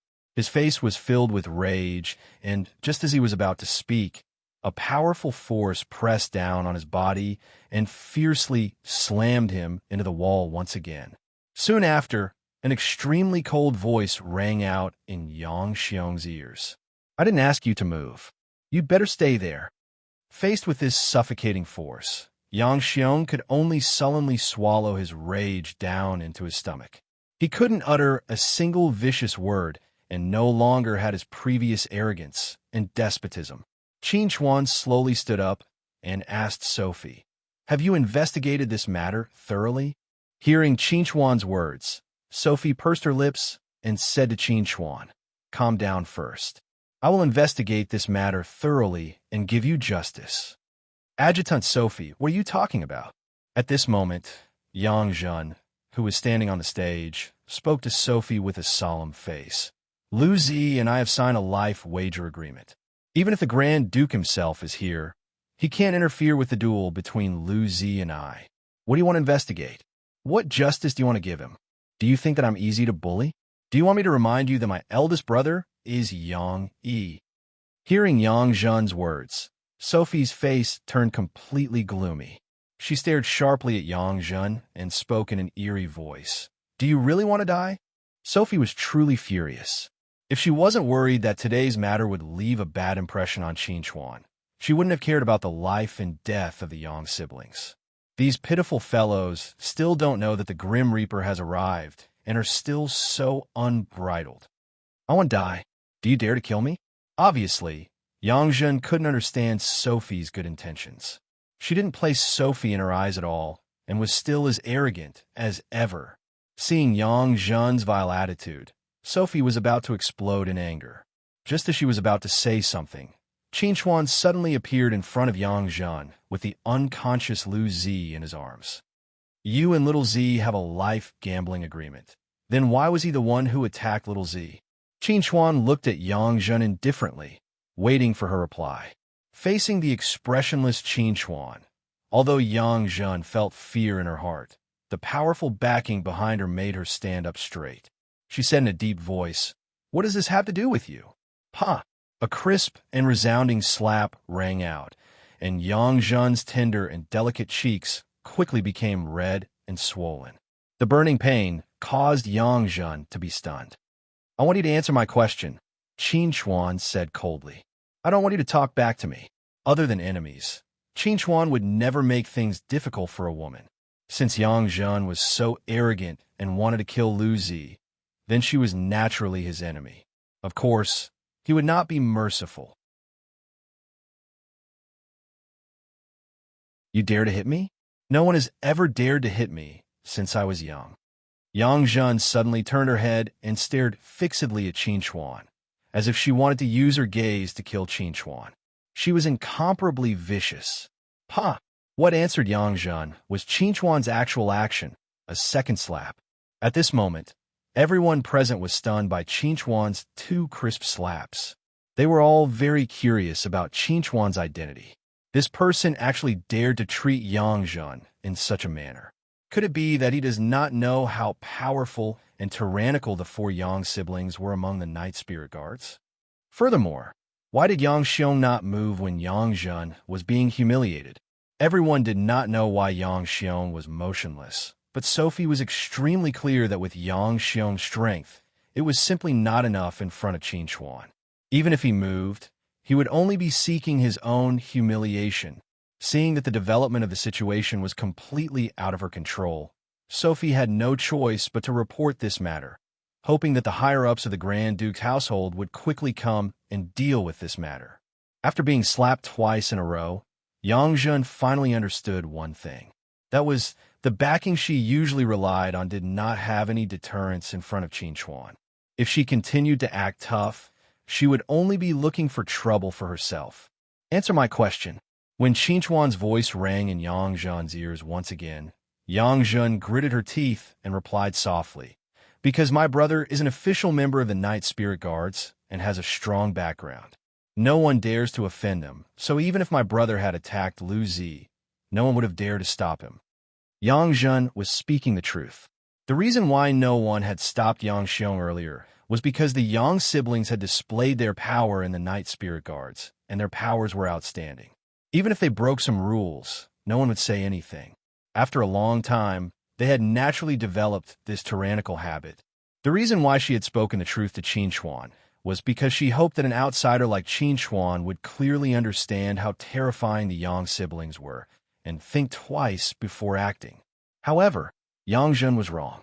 Qin Chuan did not care how powerful, tyrannical, or terrifying the Yang siblings were. All he needed to know was that Lu Zi was not in the wrong in this matter. "I know. You want to tell me that the Yang siblings are very powerful and no one in the Night Spirit Guards dares to offend you. So it's best that I don't provoke you, right?" Qin Chuan looked at Yang Zhen with a subtle gaze and said, "I'll give you this chance. Call all your backers over. If they can suppress me, you won't have to suffer any more humiliation." Hearing Qin Chuan's words, Yang Zhen's face could not help but reveal a look of ecstasy. She asked Qin Chuan, "Are you sure?" Qin Chuan nodded and replied, "I'm sure." "All right, I'll wait a minute." At this moment, Sophie walked over from the side. She looked at Qin Chuan and bit her lip. "Qin Chuan, there are some things that shouldn't be blamed on family." Hearing Sophie's words, Qin Chuan slowly turned his head and looked at Sophie. His tone was indifferent as he said, "I remember you once told me that Lu Zi is doing very well in the training camp. Is this what you mean by doing very well?" Looking at Lu Zi, who had already fainted in Qin Chuan's arms, Sophie was speechless. Everything was clearly fine before, but she did not know why everything had changed in just a few days after she left. Qin Chuan saw Sophie's silence and continued, "I'll give her a chance." With that, Qin Chuan turned his head and looked at Yang Zhen. He asked, "Are you willing to take responsibility for your actions, or do you want to call your backers over to give it a try?" Hearing Qin Chuan's words to Yang Zhen, Sophie could not help but close her eyes in despair. Based on her understanding of the Yang siblings, Yang Zhen would definitely choose to call her backers over to confront Qin Chuan head-on. Just as Sophie expected, Yang Zhen said to Qin Chuan without hesitation, "I want my eldest brother and second brother to come over." Qin Chuan did not say anything after hearing this. He took 2 steps back and said to Yang Zhen, "I'll give you 30 minutes. Try to move faster. I hope the Yang siblings will not disappoint me."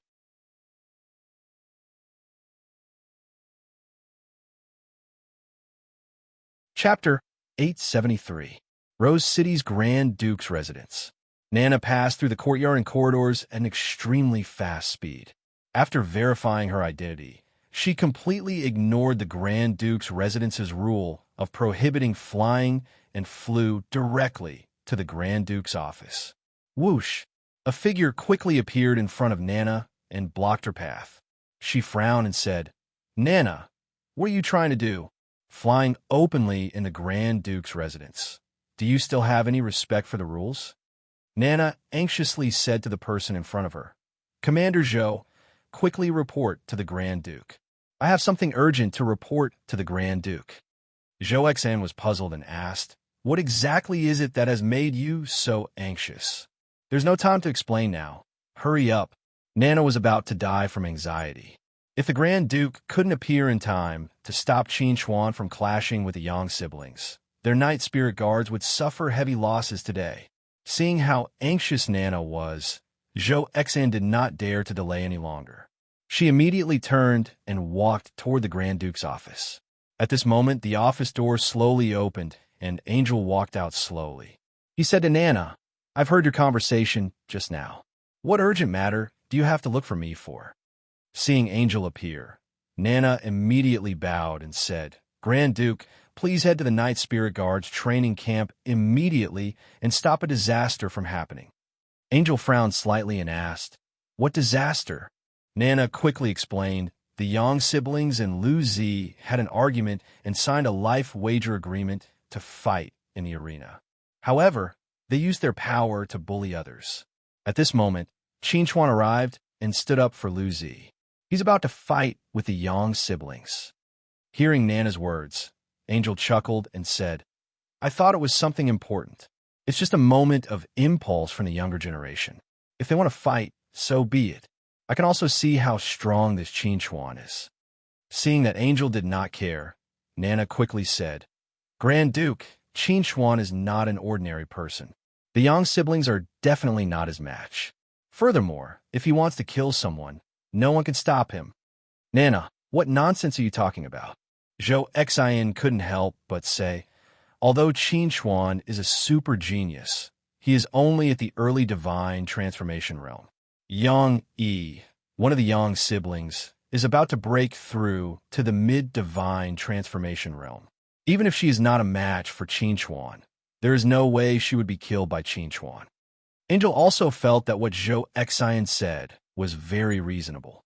Although Qin Chuan had some talent, it was not very possible for him to kill the Yang siblings. However, looking at Nana's expression, it seemed that there was something else hidden. Nana saw that Angel and Zhou Xian didn't believe what she said. She said helplessly, "On our way back, we were ambushed." In that battle, Qin Chuan killed dozens of cultivators at the early stage of the Huashan realm and 2 at the middle stage of the Huashan realm. They were all killed in seconds. Hearing Nana's explanation, Angel and Zhou Xian were both stunned. Instant kill? On the arena, Qin Chuan sat motionlessly with his eyes closed. Yang Zhen stood on the other side, staring at Qin Chuan with extreme resentment.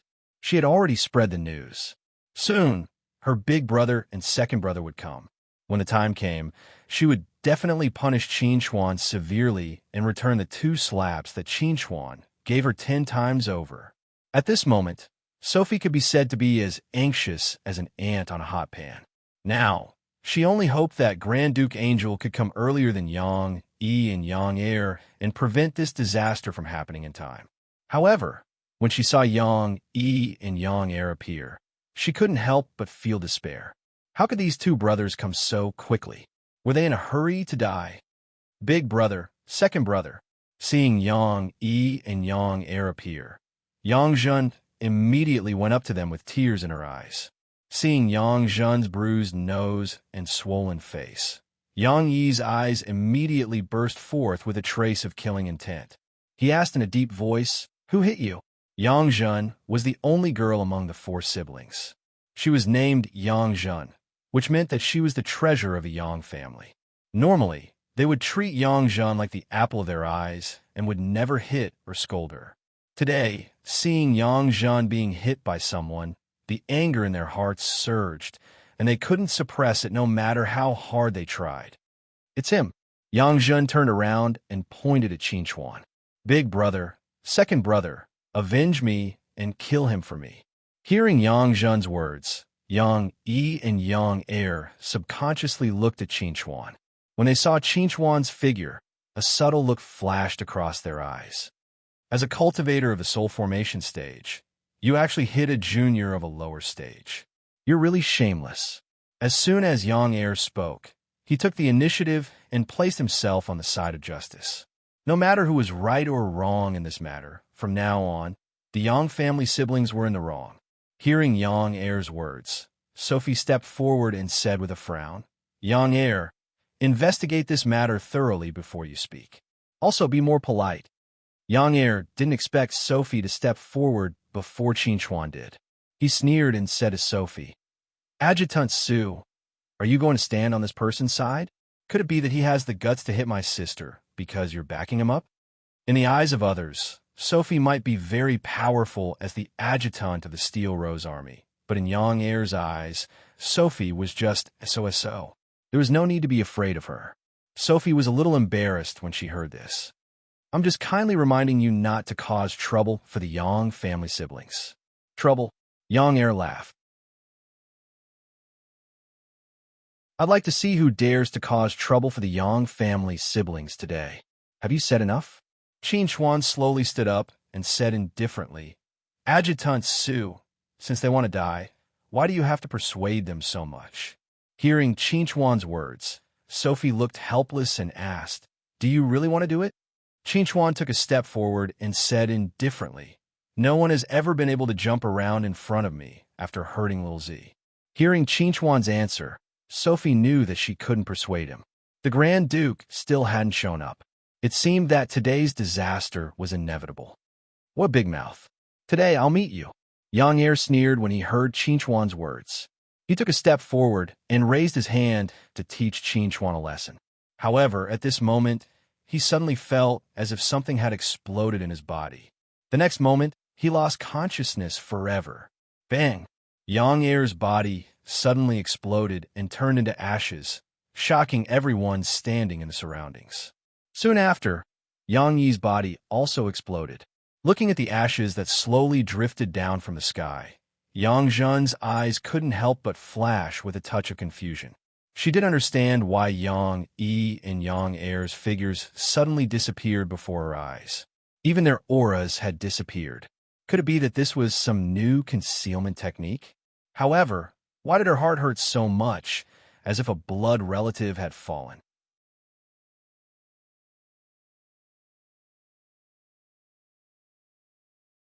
Chapter 874. When she saw Yang Yi and Yang Air turn into ashes and disappear, Sophie couldn't help but sigh. The thing she didn't want to see the most had happened. These people were used to being lawless in the Night Spirit Guards and thought that there was no one more powerful than them in this world.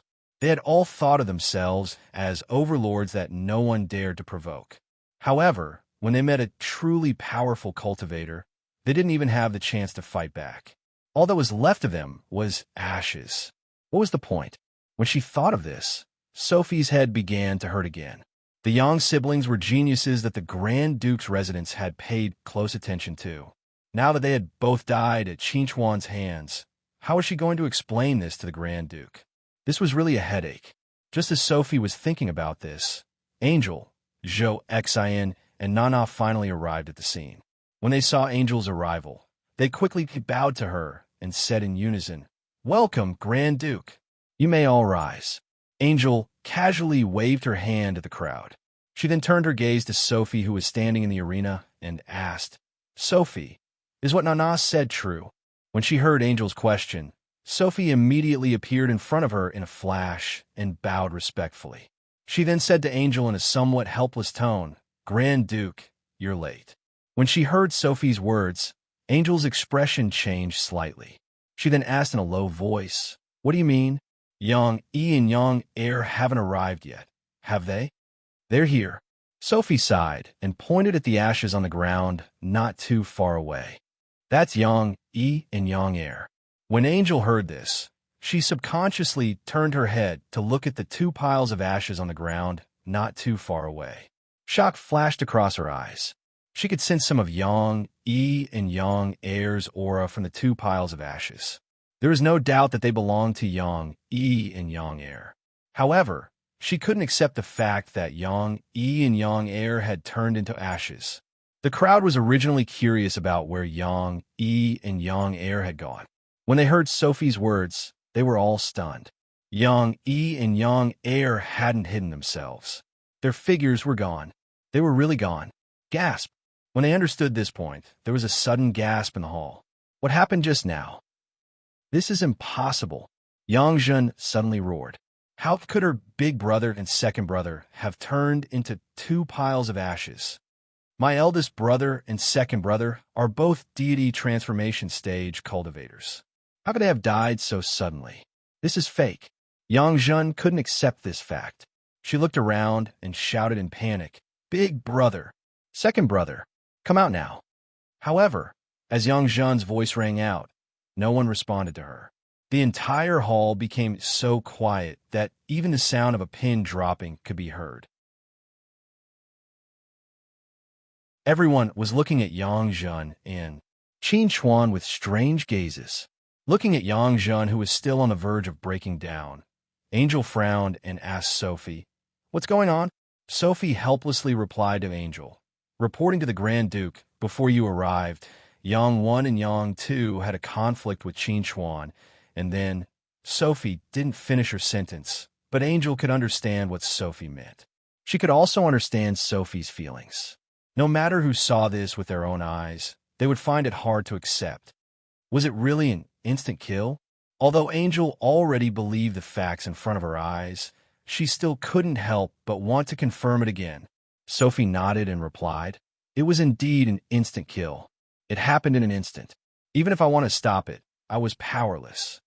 Because she had promised Qin Chuan that she wouldn't reveal the attack that happened before, Sophie could only remind the Yang siblings to not act recklessly. Unfortunately, the Yang siblings were already used to being arrogant and didn't take her warnings to heart, which led to the tragedy that happened. Hearing Sophie's confirmation, Angel took a deep breath and slowly turned her gaze to Qin Chuan. At the same time, Qin Chuan also turned his head to look at Angel. He carried Lu Zi and slowly walked to Angel, respectfully bowing slightly and saying softly, "Thank you for taking care of Lu Zi these days, Grand Duke. This time, I plan to leave with Lu Zi. I hope Grand Duke will allow me to do so." Angel looked at Qin Chuan with a subtle gaze and asked, "You're very disappointed in the Night Spirit Guards, aren't you?" Not to mention Qin Chuan, who was a stranger to the Night Spirit Guard for the first time. Even Angel, who had personally created the second generation of the Night Spirit Guards, felt exceptionally embarrassed in the face of the Night Spirit Guard's pathetic performance. She even doubted if her decision back then was correct.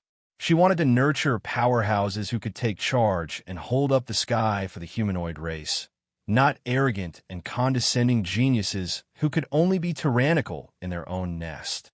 Qin Chuan pursed his lips and said to Angel, "Grand Duke, although today is the first time I've come into contact with the Night Spirit Guards, in my opinion, the entire Night Spirit Guards from the training camp to the headquarters has been crippled. It's unrealistic to expect this so-called elite troop to fight for the rise of the humanoid race." Hearing Qin Chuan's words, Angel let out a long sigh and said to Qin Chuan, "I'd like to have a good talk with you." "Sure." Qin Chuan nodded and said to Angel, "But before that, I'd like to see another friend of mine." The other friend Qin Chuan was referring to was Bai Yu.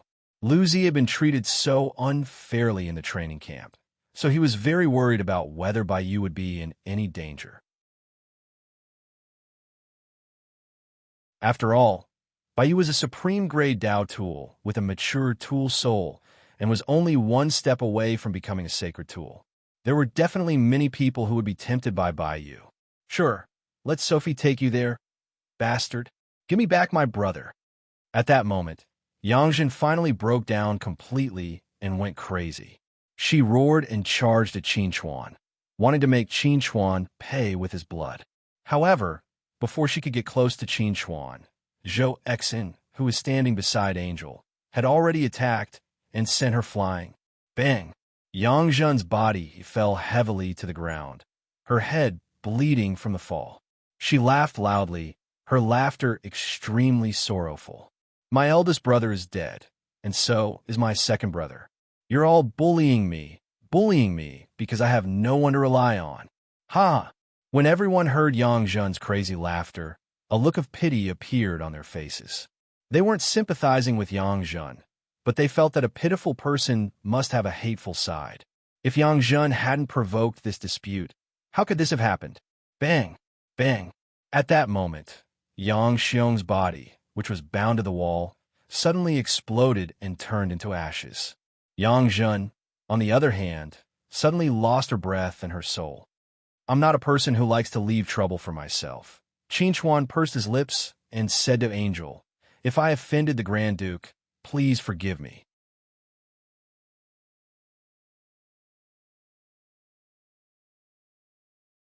Chapter 875. Qin Chuan killing Yang Xiong and Yang Zhen in an instant was out of everyone's expectations, but it also made them feel that it was reasonable. If you cut the grass without removing the roots, it will grow again when the spring breeze blows. For Angel, whether it was listening to Nana or seeing the two piles of ashes, it wasn't as shocking as seeing Qin Chuan kill someone at the same level with her own eyes. She didn't even see Qin Chuan make a move. It was as if Qin Chuan only needed to think about it, and those who deserved to die would naturally turn into ashes. This kind of power was strange and terrifying. "I'll go back first." Angel turned her head to look at Sophie and solemnly said, "Take good care of Qin Chuan and his friends." "Understood," Sophie respectfully replied. Even if Angel didn't say it, she would do her best to take good care of Qin Chuan. If some blind person offended Qin Chuan again, it wouldn't be a joke. Angel gave Qin Chuan one last deep look, then turned and left. As for the others, they scattered. The impact of today's events was too great for them. They needed to go back and sort out their thoughts and emotions. After everyone dispersed, Qin Chuan looked down at Lu Zi in his arms and gently smiled. He asked, "How long are you going to pretend to be unconscious?" Hearing Qin Chuan's words, Lu Zi's eyelashes trembled slightly. Then she slowly opened her eyes. She looked up at Qin Chuan and whispered, "Why can't you let me pretend for a while longer?" Qin Chuan smiled and said to Lu Zi, "Because I'm going to ask you where Bai Yu is. Of course, I can't let you continue pretending." Lu Zi smiled and said to Qin Chuan, "Bai Yu is in my room. Without my password, no one can enter. Nothing will happen to her." Then I'm relieved. Qin Chuan looked at Lu Zi and asked, "Do you want to walk by yourself, or do you want me to continue carrying you?" Lu Zi hooked her arms around Qin Chuan's neck and said to Qin Chuan, "Of course I want you to carry me. You're a mighty soul formation stage cultivator, an invincible existence of the same level. You can't be unable to carry a little girl, like me, who weighs less than 50 kilograms, right?" Qin Chuan chuckled and said, "I've measured you. You're 105 kilograms now, heavier than before." "Nonsense. You're lying." Sophie stood at the side and watched Qin Chuan and LVZ flirt with each other. A subtle glint flashed across her eyes. As a woman, it was truly a fortunate thing to be able to meet a man who was willing to hold up the sky for her. In the end, Lu Zi didn't let Qin Chuan carry her. Instead, she led the way to the dormitory. When Lucy opened the door, she saw Bayu curled up on the sofa, sleeping. The sound of the door opening was very soft and didn't wake Bayu up. Qin curiously asked, "Do artifact spirits also need to sleep and rest?" Hearing Qin words, Lucy quietly explained to Qin, "Bayu once told me that sleeping is a kind of cultivation for her. It's good for settling and condensing an artifact spirit." Qin nodded and said in a low voice, "So that's how it is." Just as Qin and Lucy were talking, Bayu, who was lying on the sofa, suddenly moved slightly. She slowly woke up and murmured, "Was it an illusion? I think I heard Qin's voice." While talking to herself, Bayu had already sat up from the sofa. She looked at Qin and Lucy, who were standing at the door, and was slightly stunned. She said with some surprise, "It's not just an auditory hallucination, but also a visual problem." Hearing Bayu's silly muttering, Qin and Lucy couldn't help but laugh. "Bayu, why are you so cute?" Lucy couldn't help but walk to Bayu's side and gently hug her. She smiled and said, "This isn't an illusion or auditory hallucination. This is the real Qin. The real Qin." Bayu looked at Qin and her eyes gradually lit up. A smile began to appear on her face. She looked very silly and cute. "We're reunited again." Qin stepped forward and gently hugged Bayu. He whispered in her ear, "It's really been hard on you during this time." Hearing Qin's words, Bayu let out a long sigh of relief and said to Qin, "It's really a very fortunate thing to be able to see you again. I feel as if I've come back to life. I don't have to think about unnecessary things every day and night. It's really good." Although it had only been 2 months since they separated, for Bayu, these 2 months were longer than the past 6 years. Only people who had experienced all of this could understand this feeling. "We won't be separated again in the future." Lucy hugged Bayu in her left hand and Lucy in her right. "No one can separate us again in the future." Hearing Lucy's words, Qin couldn't help but have a subtle expression on his face. He whispered, "Sorry, maybe I shouldn't say this at this time, but I have to tell you in advance that I can't be with you for the time being." Hearing Qin's words, Lucy couldn't help but be stunned. She asked in confusion why. They had just been reunited. Not even an hour had passed, and Qin was telling her that they would be separated again. This was completely unacceptable. Qin looked at Lucy apologetically and replied, "Because there are still many things that have not been resolved. If we are together, there will be a lot of trouble. I hope that you can continue to stay at the Duke's mansion in Rose City. I will come back to find you after I've resolved everything. Why do you have to take on everything by yourself?" Lucy looked at Qin, full of unwillingness. "It's because we are too weak and can't help you share the burden, right?" Now that Qin was already a powerhouse in the apotheosis stage, he could easily kill those in the same stage, but she was still struggling in the nascent soul stage. There was still a long way to go before she could reach the apotheosis stage. The gap between her and Qin was once again infinitely magnified. Looking at the sad expression on Lucy's face, Qin sighed. He didn't know how to respond to Lucy. Seeing Qin's embarrassed look, Lucy bit her lower lip and whispered, "I know, I won't be a burden to you, but you must promise me one thing. When I have the strength to follow you, please don't leave me again." Qin nodded solemnly and said to Lucy, "I promise you, when the time comes, I will not leave you or any of you behind." Bayu, who was sitting to the side, heard this and said to Qin very seriously, "I will also work hard to cultivate and strive to transform into a sacred tool as soon as possible." After chatting with Lucy and Bayu for a while, Qin left the dormitory and went outside. He stood in front of Sophie and said to her, "I'll have to trouble Adjutant Sophie to take me to see the Duke." Sophie nodded gently and said to Qin, "Please come with me." You're tuning in to the Warrior Lore YouTube channel. Don't forget to subscribe and join us on this journey to catch the most captivating stories.